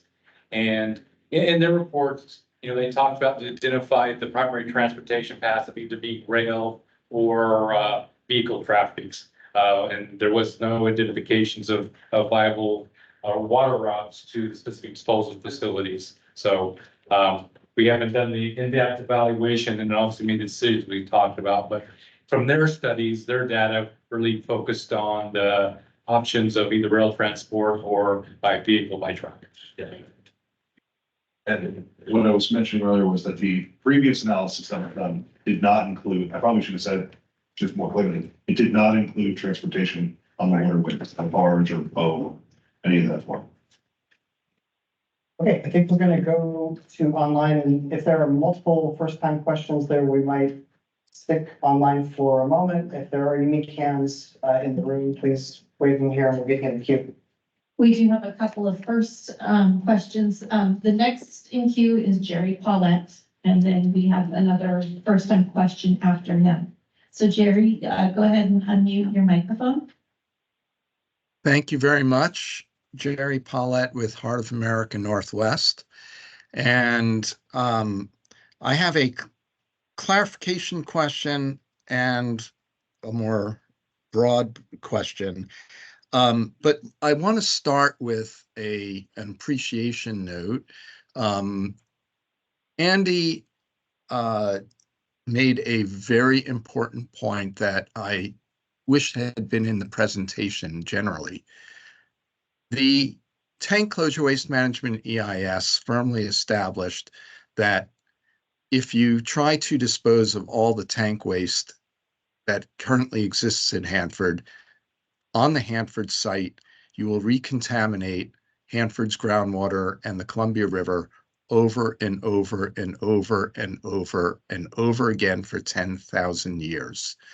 In presentations, Heart of America Northwest often gives, we show slides from the TCW MEIS of Energy Department's calculation of just randomly picked radionuclides that have leaked from tanks migrating to the Columbia River in 100 years, in 2,000 years, in 8,000 years, in 10,000 years.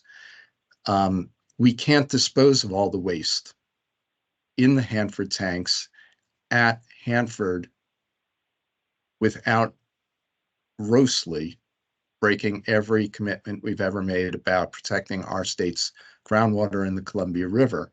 So we applaud the notion of moving ahead with seeking to remove waste from Hanford for the first time ever and unite in a new vision of being able to remove waste rather than having spent decades fighting against the Energy Department plans to add more waste to Hanford. So I want to start by saying this is greatly appreciated as a major step forward. On a point of clarification, I am concerned that all the discussion and analyses to date have been about removing low activity liquid from the tanks, grouting it, and shipping it. And the answer given earlier today about the millions, tens of millions of gallons and retrieval makes me wonder if there's something else in mind and the high activity or high level waste is being intended to be grouted and removed, not just the low activity waste. So that's my first question for clarification. Hi, Jerry. This is Mark Silverstein. No, there's no intent to remove the high-level waste fraction of the waste and grab it. Thank you. I appreciate that, Mark. Hello. I think that's very important for people to understand. That is the high-level waste, and there have been discussions about the federal law requirements that high-level waste must be vitrified and disposed in a deep underground repository. And so it sounds like that is what you are saying is the plan. There are 28 million gallons of liquid and sludge waste in the tanks in 200 West. And tomorrow there will be less than there was today in the tanks. And the day after that, there will be even less. And a year from now, there'll be nearly 6,000 gallons of waste less in tank T111, whose leakage rate is accelerating. And tank B109 has been leaking for 5 years, coming on 6 years, without any removal, despite the fact that federal and state law say you must remove waste as soon as practicable from a leaking tank. I'd like to hear what each of the two agencies are doing to meet the legal requirement to remove waste as soon as practicable from leaking tanks, given that the same exact technology used to remove the liquid low activity fraction from the 200 West tanks is available to also remove liquid from a leaking tank, including the 200 West tank that's leaking today, T111.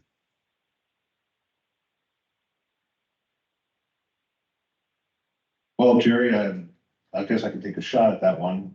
So we're, department perspective, we are aligned with the agreed order that we, negotiated with the state of Washington and the settlement agreement that we negotiated and reached with Heart of America Northwest. So, we're continuing to implement and pursue the commitments that are in those respective agreements with respect to tanks B109 and T111.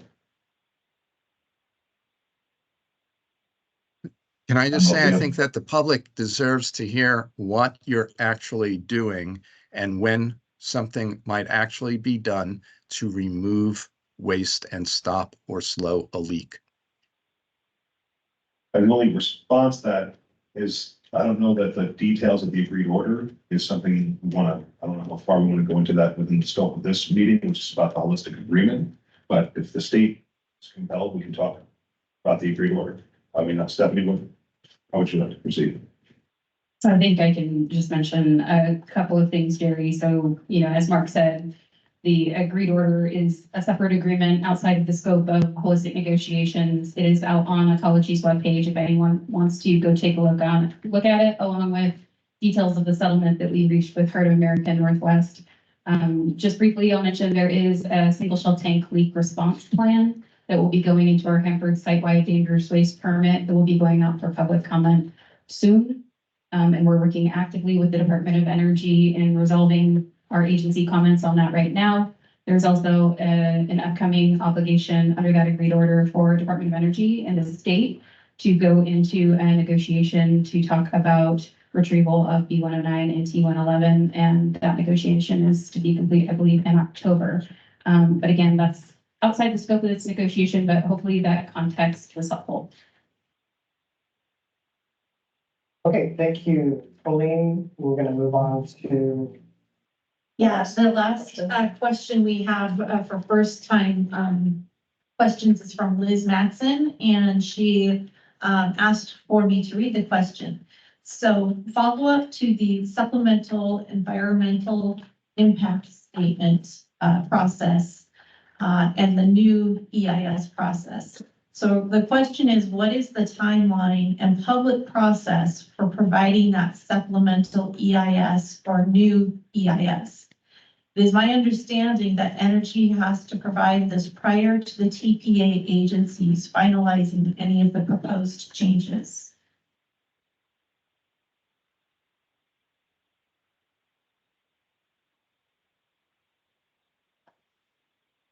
So just to clarify, we're talking about, there's a difference between a supplement analysis under NEPA and a supplemental EIS. They're two different things under the National Environmental Policy Act.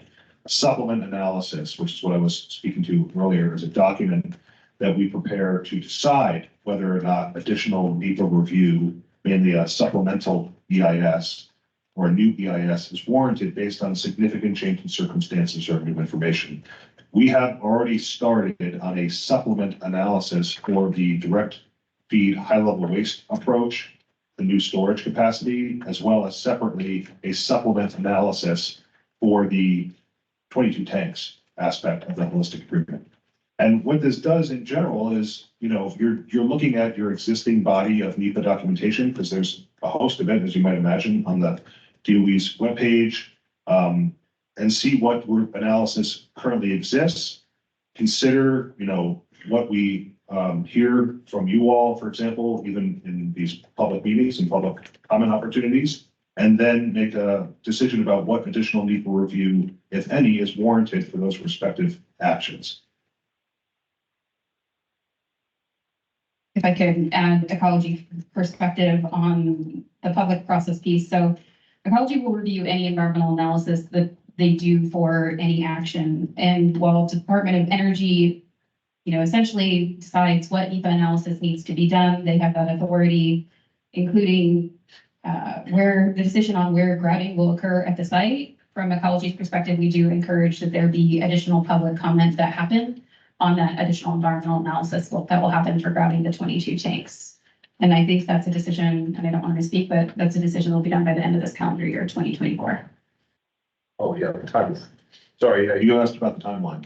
So the general timeline for completing those supplement analyses is end of the year.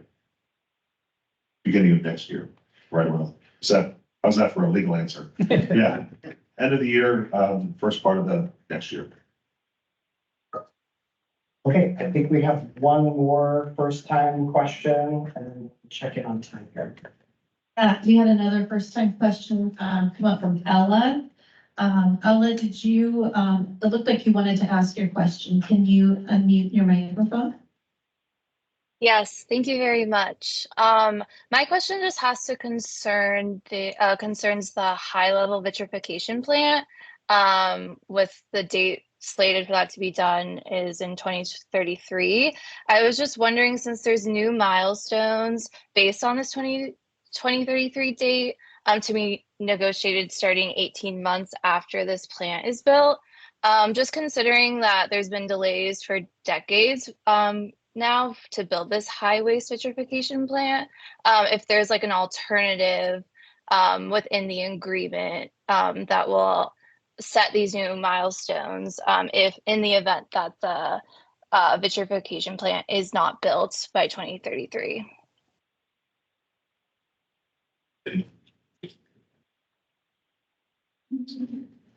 Well, I mean, one of the main aspects of the agreement is proposing a direct feed approach for the start of high-level waste treatment. So that is from the perspective of trying to the extent possible, accelerate the start of high-level waste treatment. So while I recognize that there have been challenges throughout the, initial construction, design, and initial operation of the facility, that aspect of the agreement is we're hopeful is to accelerate to the extent possible at the start of that mission. I think the only thing I'd add, Ella, is that, well, I'll just say for myself, this is the third time I've been involved in a conversation like this around waste treatment plant. And I was involved in the original consent decree in that mid 2014, 15 litigation, and then now. And, but I remain an optimist, and I'm hopeful that, as we've gone through bugs, that things are going to work out as planned. If they don't, that's sort of why we're here today.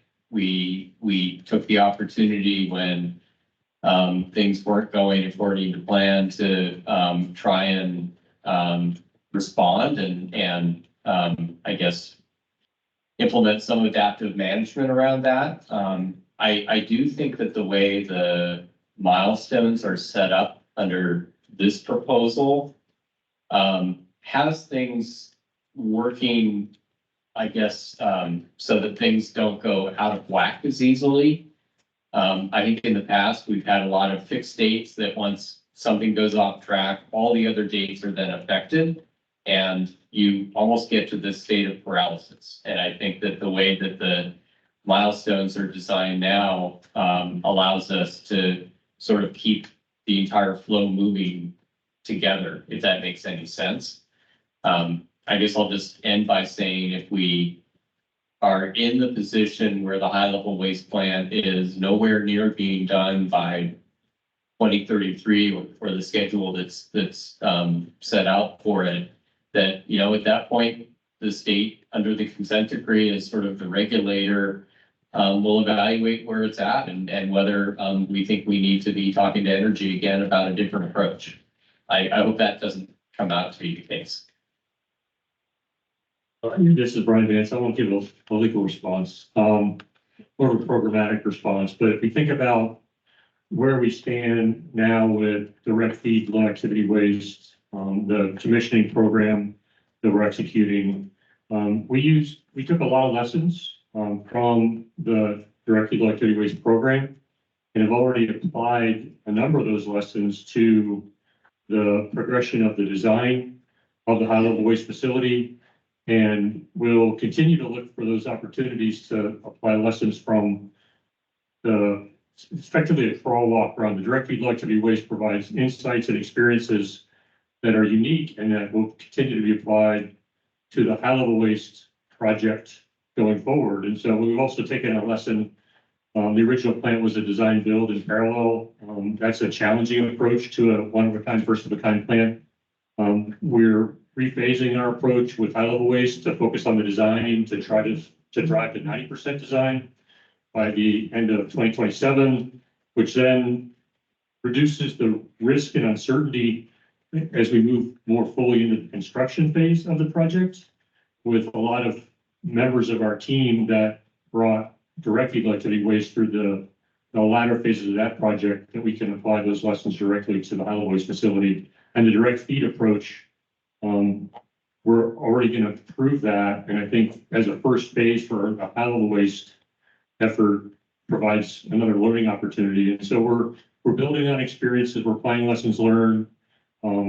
We're working with our contractor partners and experiences across the industry to increase the certainty of success on the next project for high-level waste to, again, meet the department's commitment to treat all the tank waste at the Hanford site. Thank you. Just a quick time check. I was going to say, I think we've exhausted all of our first round questions, but I see a new hand up. And we can get to you in just a moment. Can we just quick check in on the number of We have about 3-second questions. 3 follow-up questions online at this point. So just to acknowledge, we are at the top of the hour here, but we're going to carry on for just a little while longer, might be another 15 minutes or so. And we'll open it back up. I guess we'll stay on the moving officer, but we had a 4th of July there, should we? My name is Stephen Ortiz. I'm with Columbia River Keeper. I'm the program coordinator. You mentioned that there's cost involved, right? And that's unknown, and that we're learning stuff, right? There's a process to it. If I go to the Senate, if I go to some of our senators, to our congressmen and say, oh, I need $20 billion for this. They're gonna say, for what? What's the answer? Especially, how do you tell the public, the taxpaying public, what is all this money doing and what are you actually accomplishing with it?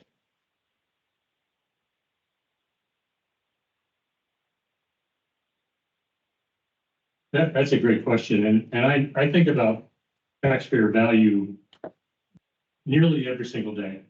We have a very significant mission to accomplish at the Hanford site. It's complex technically, it's complex from a regulatory perspective, it's complex from a stakeholder perspective. We engage, obviously you've heard some of the conversation today from our tribal nation partners as well. And we are focused on progressing the mission. As I talked about from a history perspective, we have accomplished a lot at Hanford, but we still have a lot to go. And our goal as we progress the mission, focus first and foremost on the health and safety of our workforce, is to demonstrate the efficiency, to demonstrate the application of lessons learned, and maintain a culture of our Hanford team that is continues to represent a good investment by our congressional partners and reflects the department's commission and frankly the federal government obligation to clean up the Hanford site. We spend an incredible amount of time in outreach processes, locally with our local community leaders, with the Hanford Advisory Board, with our state legislators in the region, obviously our partnership with the state that you see in front of you today, congressional members, not only the members themselves, but their staff members and the professional committees, both on authorization and appropriation, to make sure that we continue to, I can't lobby Congress, I'm part of the administration, but continue to reflect the value and the progress that the taxpayer dollars are delivering to continue to support their willingness to send more dollars to us every year. We can't accomplish that if we don't have broad support and demonstrate the value and execute the mission safely. And that's what we're committed to do. And I think if you look over the last several years specifically, but even over the life of the cleanup, we have demonstrated the ability and the willingness to work hard to deliver that value. And our budgets are continuing to increase as a result of that. So we take that very seriously. I want to make sure every dollar is well spent. And by optimizing the risk reduction per dollar invested, focusing on the health and safety of our workforce, all those things together create the opportunity to maintain that confidence that we have, and frankly, build the credibility that we need to execute a mission that's obviously complex and difficult. Yeah, the only thing I would add is the holistic negotiation and agreement perspective. I would say that one of the fundamental tenets was recognizing that funding is not unlimited and that there are such things as fiscal constraints. And so we have to continue to work together with our regulatory partners to ensuring that we're demonstrating progress and, going to prioritize the projects and risks that we're going to pursue and if we're going to be effectuated. So. Thank you. Back to online for one question, and then I know that we'll have another question here in the room. We will also have closing remarks. We're going to wrap by 8:30. So one of our second questions was from Nancy Morris. Nancy, are you able to unmute your microphone? Yes, can you hear me? Yes. Hello? Yes, yes. Yes, my question is revolving around the vitrification plant. I'm sure you're all aware that it began in 2002, and now it doesn't, it's going to go to 2033. And I just wondering, what is the plan B if the high-level waste plant does not get built? I hope you're all considering this because I've participated in meetings and comments since I was a rather young woman regarding Hanford. And I've heard the same kinds of comments tonight from the speakers that I've heard 20 years ago about going into new territory. We've learned a lot of this and that and the other thing. So I am just saying it's time that we really need to get things done and be very clear about our timelines and our direction. So I would like you to just discuss what is your plan B?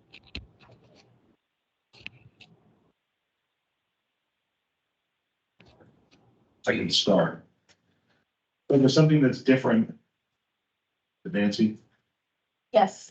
Yeah, one thing that's significantly different, Nancy, than 20 years ago is that there's a plant built out there, at least the low activity waste facility, that we have, 2 hot melters now, and we're, in the final steps of the commissioning process for the low activity waste facility, which is a significant difference from 20 years ago when we were thinking about design and the path forward. That's not the case with respect to the low activity waste facility anymore. We're midstream in the commissioning process, turning it on, if you will. With respect to the high level waste facility, that was part of, and Andy, you kind of spoke to this earlier, what brought us to the table to discuss holistic negotiations in the marketplace. What is the path forward for high level waste treatment in the future of the Hanford site? And at this time, we are proposing a direct feed approach for the initial operation of the high level waste facility. It's still using the current facility that's being constructed out there. So as far as kind of the ultimate treatment facility, it's the treatment facility that's currently being constructed. Overall, plan B, I don't know, in my mind, that's kind of what we were talking about is what is the plan? That was what holistic negotiations were about. If anyone needs to take that. Plan B.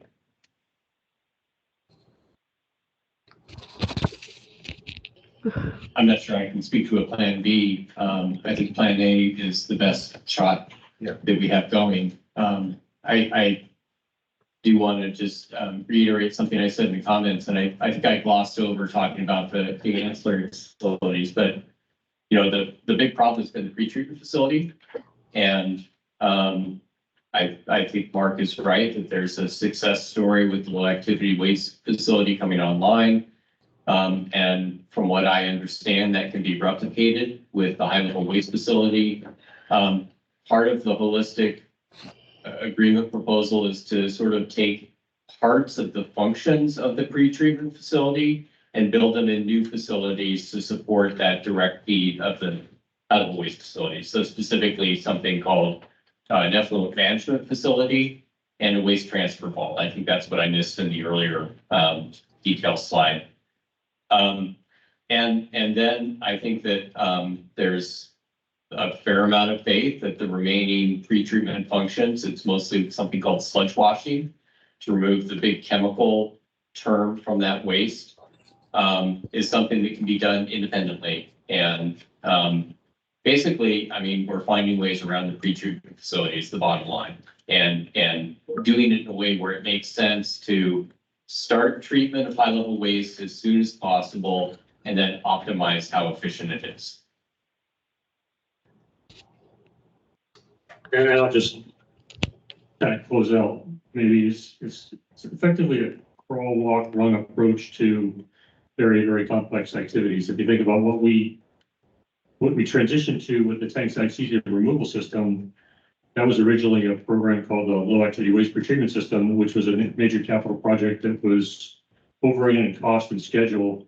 And we came up with a new way, and we looked at what Savannah River was doing with cesium removal, and we had an additional couple of requirements built and fielded a system and started operating within 5 years, which in DOE time, given the types of facilities we operate, is really, really fast.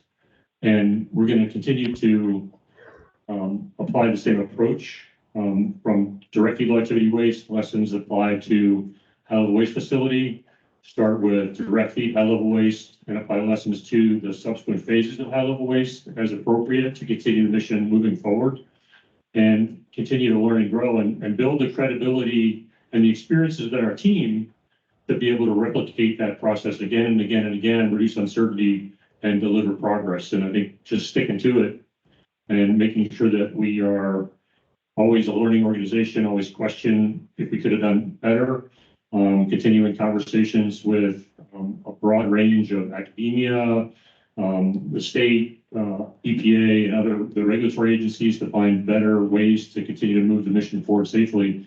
That's the path to success. There's no easy answers when it comes to the Hanford cleanup.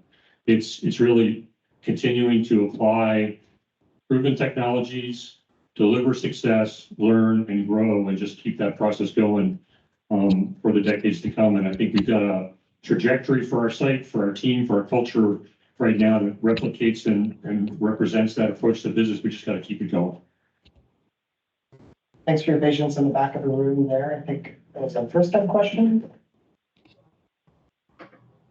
Yeah, good evening. David Reedclog, longtime listener, first time commenter, I guess. I'm here representing two different organizations. One is the Tri-City Development Council, or TRIDEC, which advocates for the funding and policies to support Hanford cleanup, and then also Hanford Communities, which represents the local governments in the Tri-City area on Hanford cleanup issues. And the Tri-City community is now, as of last week's most recent population estimates, 320,000 people. So that's 320,000 people who live immediately adjacent and downstream of the Hanford site and have a uniquely or have a very vested interest in the success or lack thereof of Hanford cleanup. And so just wanted to first comment and say that in addition to all the engagements that all of you are doing on an ongoing basis, that everybody just encourage you to continue to engage with the community, our locally elected officials, community leaders, because ultimately this is an extremely important project for our community. Again, the success or lack thereof is going to be directly impactful to us as a community. For years, we have talked about the importance of kind of looking for ways to get the Hanford cleanup on a path to success and to begin addressing the kind of disparity between the long-term projected costs and the realistic kind of budget expectations that we have. And one of the things that we've talked about is potential benefits of looking at routing some of the supplemental low activity waste. And so first, I guess I just wanted to commend the agencies for really kind of diving in on that approach with this settlement agreement. We think that there's a lot of value in that. And I think I've been involved at TRIDEC since 2017. And I know, Andy, we had a lot of conversations, and Olympia and Lacey, and had conversations with a lot of other folks and over the years. And compared to where we were back then to where we are now, I think things are progressing in a very good direction. There are some elements of this that I think we'll probably comment on that we're not super big fans of, but overall, I think the key takeaway and where the direction that we're going is that we're really excited about is that we are moving on a path towards, I think, what looks like alignment.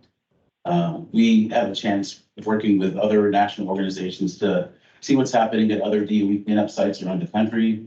And they're all challenging in different ways, but Hanford is uniquely complex and challenging. And where we've seen that there's been real progress made at these different sites is when there is alignment between the Department of Energy the regulators, the stakeholders, tribes, communities. When there's alignment and everybody's kind of pulling in the same direction, incredible things can happen. And the Hanford cleanup is a many decades long process. It's many billions of dollars process. And ultimately, we need to be able to make the case to your member of Congress from Iowa who doesn't have a dog in the fight otherwise, but that Hanford is investment worthy, that progress is being made, and a dollar spent here is going just as far as it's going at any of the other sites around the country. So I don't really have a question so much as just a comment that the alignment that we're moving towards seems like it's moving us in the right direction now. Just encourage you all to continue working with all of the stakeholders, but representing the community, continue to engage with the community, and keep working to further achieve that alignment. Okay, thank you. And I know that we do have a couple of questions still online, so let's turn to those questions as we wrap up. I think we can just say one more question because let's see, the question from Lincoln was the same as what Nancy Morris had asked, and he had said, was there no plan B on the if the high level waste plant does not get built? So that was Lincoln. So that brings us to our last question from Karen Engstrom. So Karen, if you still have a question and are able, can you unmute and ask your question? Yes, I do have a question. Yeah, I've taken 2 tours of Hanford, and when we went through the reactor, the guide said that the Russians came to visit. There's a treaty, and that we go there to visit their places. Well, then a book came out by Kate Brown called Plutopia, which was the development of a mirror Hanford in Soviet Union. And at this point, my book is someplace, so I can't tell you exactly where it's located, but I'm wondering if there has been any kind of communication with them and how they're cleaning up their nuclear waste out of, because they were making plutonium, I take it. They were doing exactly what Hanford was doing. No, there's not been active communication with the Russians about the cleanup of their own nuclear incidents. They want to respond after that? They might have an answer.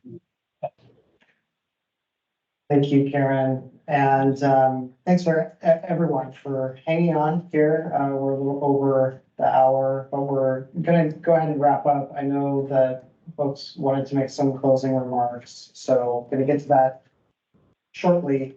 Just a couple of quick reminders again. We have links to where you can make public comments, readily available. Comment period is open through September 1st. As mentioned earlier, these sessions are being recorded and available for reference. We have 2 more. Tomorrow will be in Olympia and in Hood River on Thursday. If we would appreciate your feedback as well on these meetings. There's a public evaluation form, separate QR code here on postcard. There's also some information here at the front and online for those who've been joining us remotely. And I think we're ready for concluding remarks before wrapping up here. So I'm going to hand that over to Tim to begin. Sure. Thank you. Yeah, I think David might have done really nice closing remarks for us. Yeah, but I'll maybe echo some of the themes I heard and some of the things I've been thinking about as I listened to folks tonight. So yeah, it's an enormously complex site, enormously complex relationships. We operate in a very dynamic political environment. There's substantial engineering uncertainty.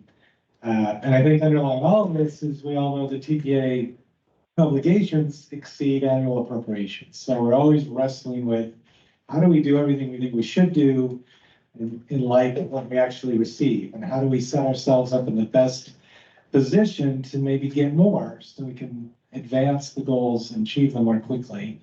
I just say, for EPA, I think the other entities would echo this.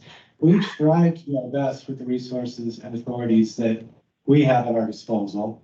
And we also strive to do that, as we operate independently, but also as we come together in the context of the tri-party agreement.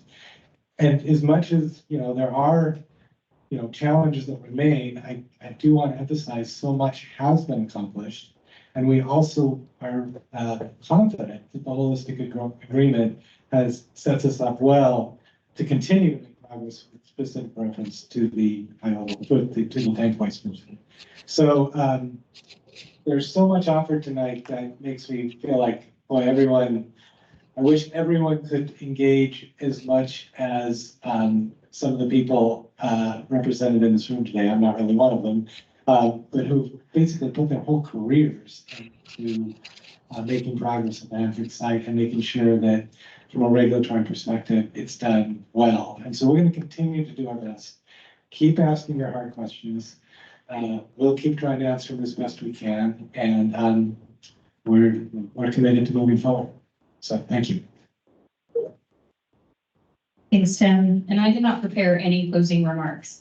So I'll start off by saying that, but I want to also say, I was really appreciative in talking to some of the folks that arrived here early. We had folks that traveled here from Walla Walla. I know one person traveled here from Seattle. I think it's very easy to see that Hanford is important to a lot of people. And, we heard David Repog make this point that local communities, people within the state really care about the cleanup. It is very important. And one of the important pieces, part of what we heard, is it's important that the work get funded. And so Washington Department of Ecology is able to lobby Congress and have conversations with Congress around the progress that's been made at the Hanford cleanup site. Brian started us off talking about the really great progress that's happened with the site and his cleanup by numbers graphic that's out there. We do the same to educate the congressional delegation around the progress that's been made to show the alignment that we have as tri-party agencies to move the investment forward. Because that does help us get the bump up in the funding needed for Department of Energy to meet their obligations to the people of Washington, to the state of ecology, to the Environmental Protection Agency that's laid out in the tri-party agreement. So we heard that. We're doing what we can to ensure Hanford gets the funding that's needed to meet all of the obligations that are laid out here in this agreement that we put forward.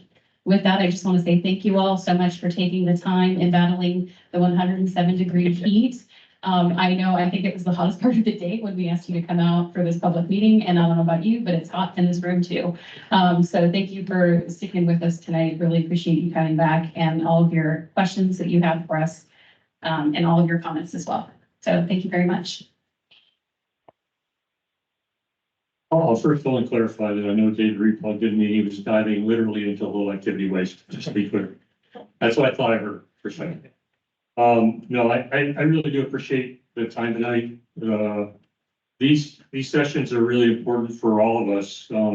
We identify or learn from your questions, not only where we're probably communicating well, but also where we're probably not communicating well.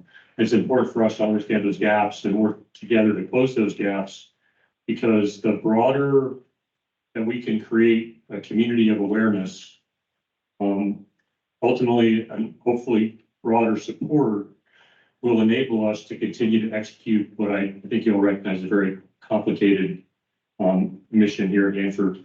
I'm confident that our DOE contractor team, our regulatory partners, and really all of you have the same ultimate vision in mind, to see a safer, cleaner Hanford site. And if we can focus on what we have in common and then work together to shape the outcome that I think we're demonstrating is possible through teamwork, application of innovation, effective use of funding, and frankly, continuing to focus on culture of excellence that drives the mission forward on a daily basis, we're ultimately going to be successful in a very long-term challenging mission that we have in front of us.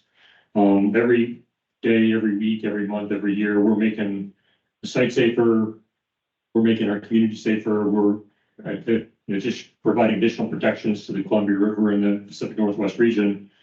And so we really do hope that you recognize the commitment of everybody involved in the cleanup to move that mission forward. It's critically important, and there's dedicated professionals here that have been there their whole careers, and they're talking about things that we're doing now that frankly they didn't think would be possible at the time they started in their role. And we're doing a lot of those things at the same time. We're dewatering the K Basin.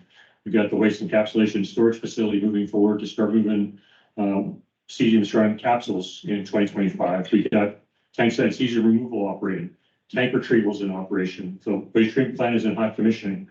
The high-level waste facility is progressing design and doing some of the limited construction to weather in the facility over the next couple of years to make the next phase a little bit easier to execute. We're doing all those in parallel and treating 2 billion gallons of groundwater per year and all the other things we do. So it's a time of opportunity, I think, of optimism, and we just appreciate you coming out and bringing your questions, giving us the opportunity to talk about what we do, and hopefully continue a process that will ultimately, I think, sustain the momentum we've achieved locally here over the last couple of years into a cleaner, brighter future. So thank you all and have a great night.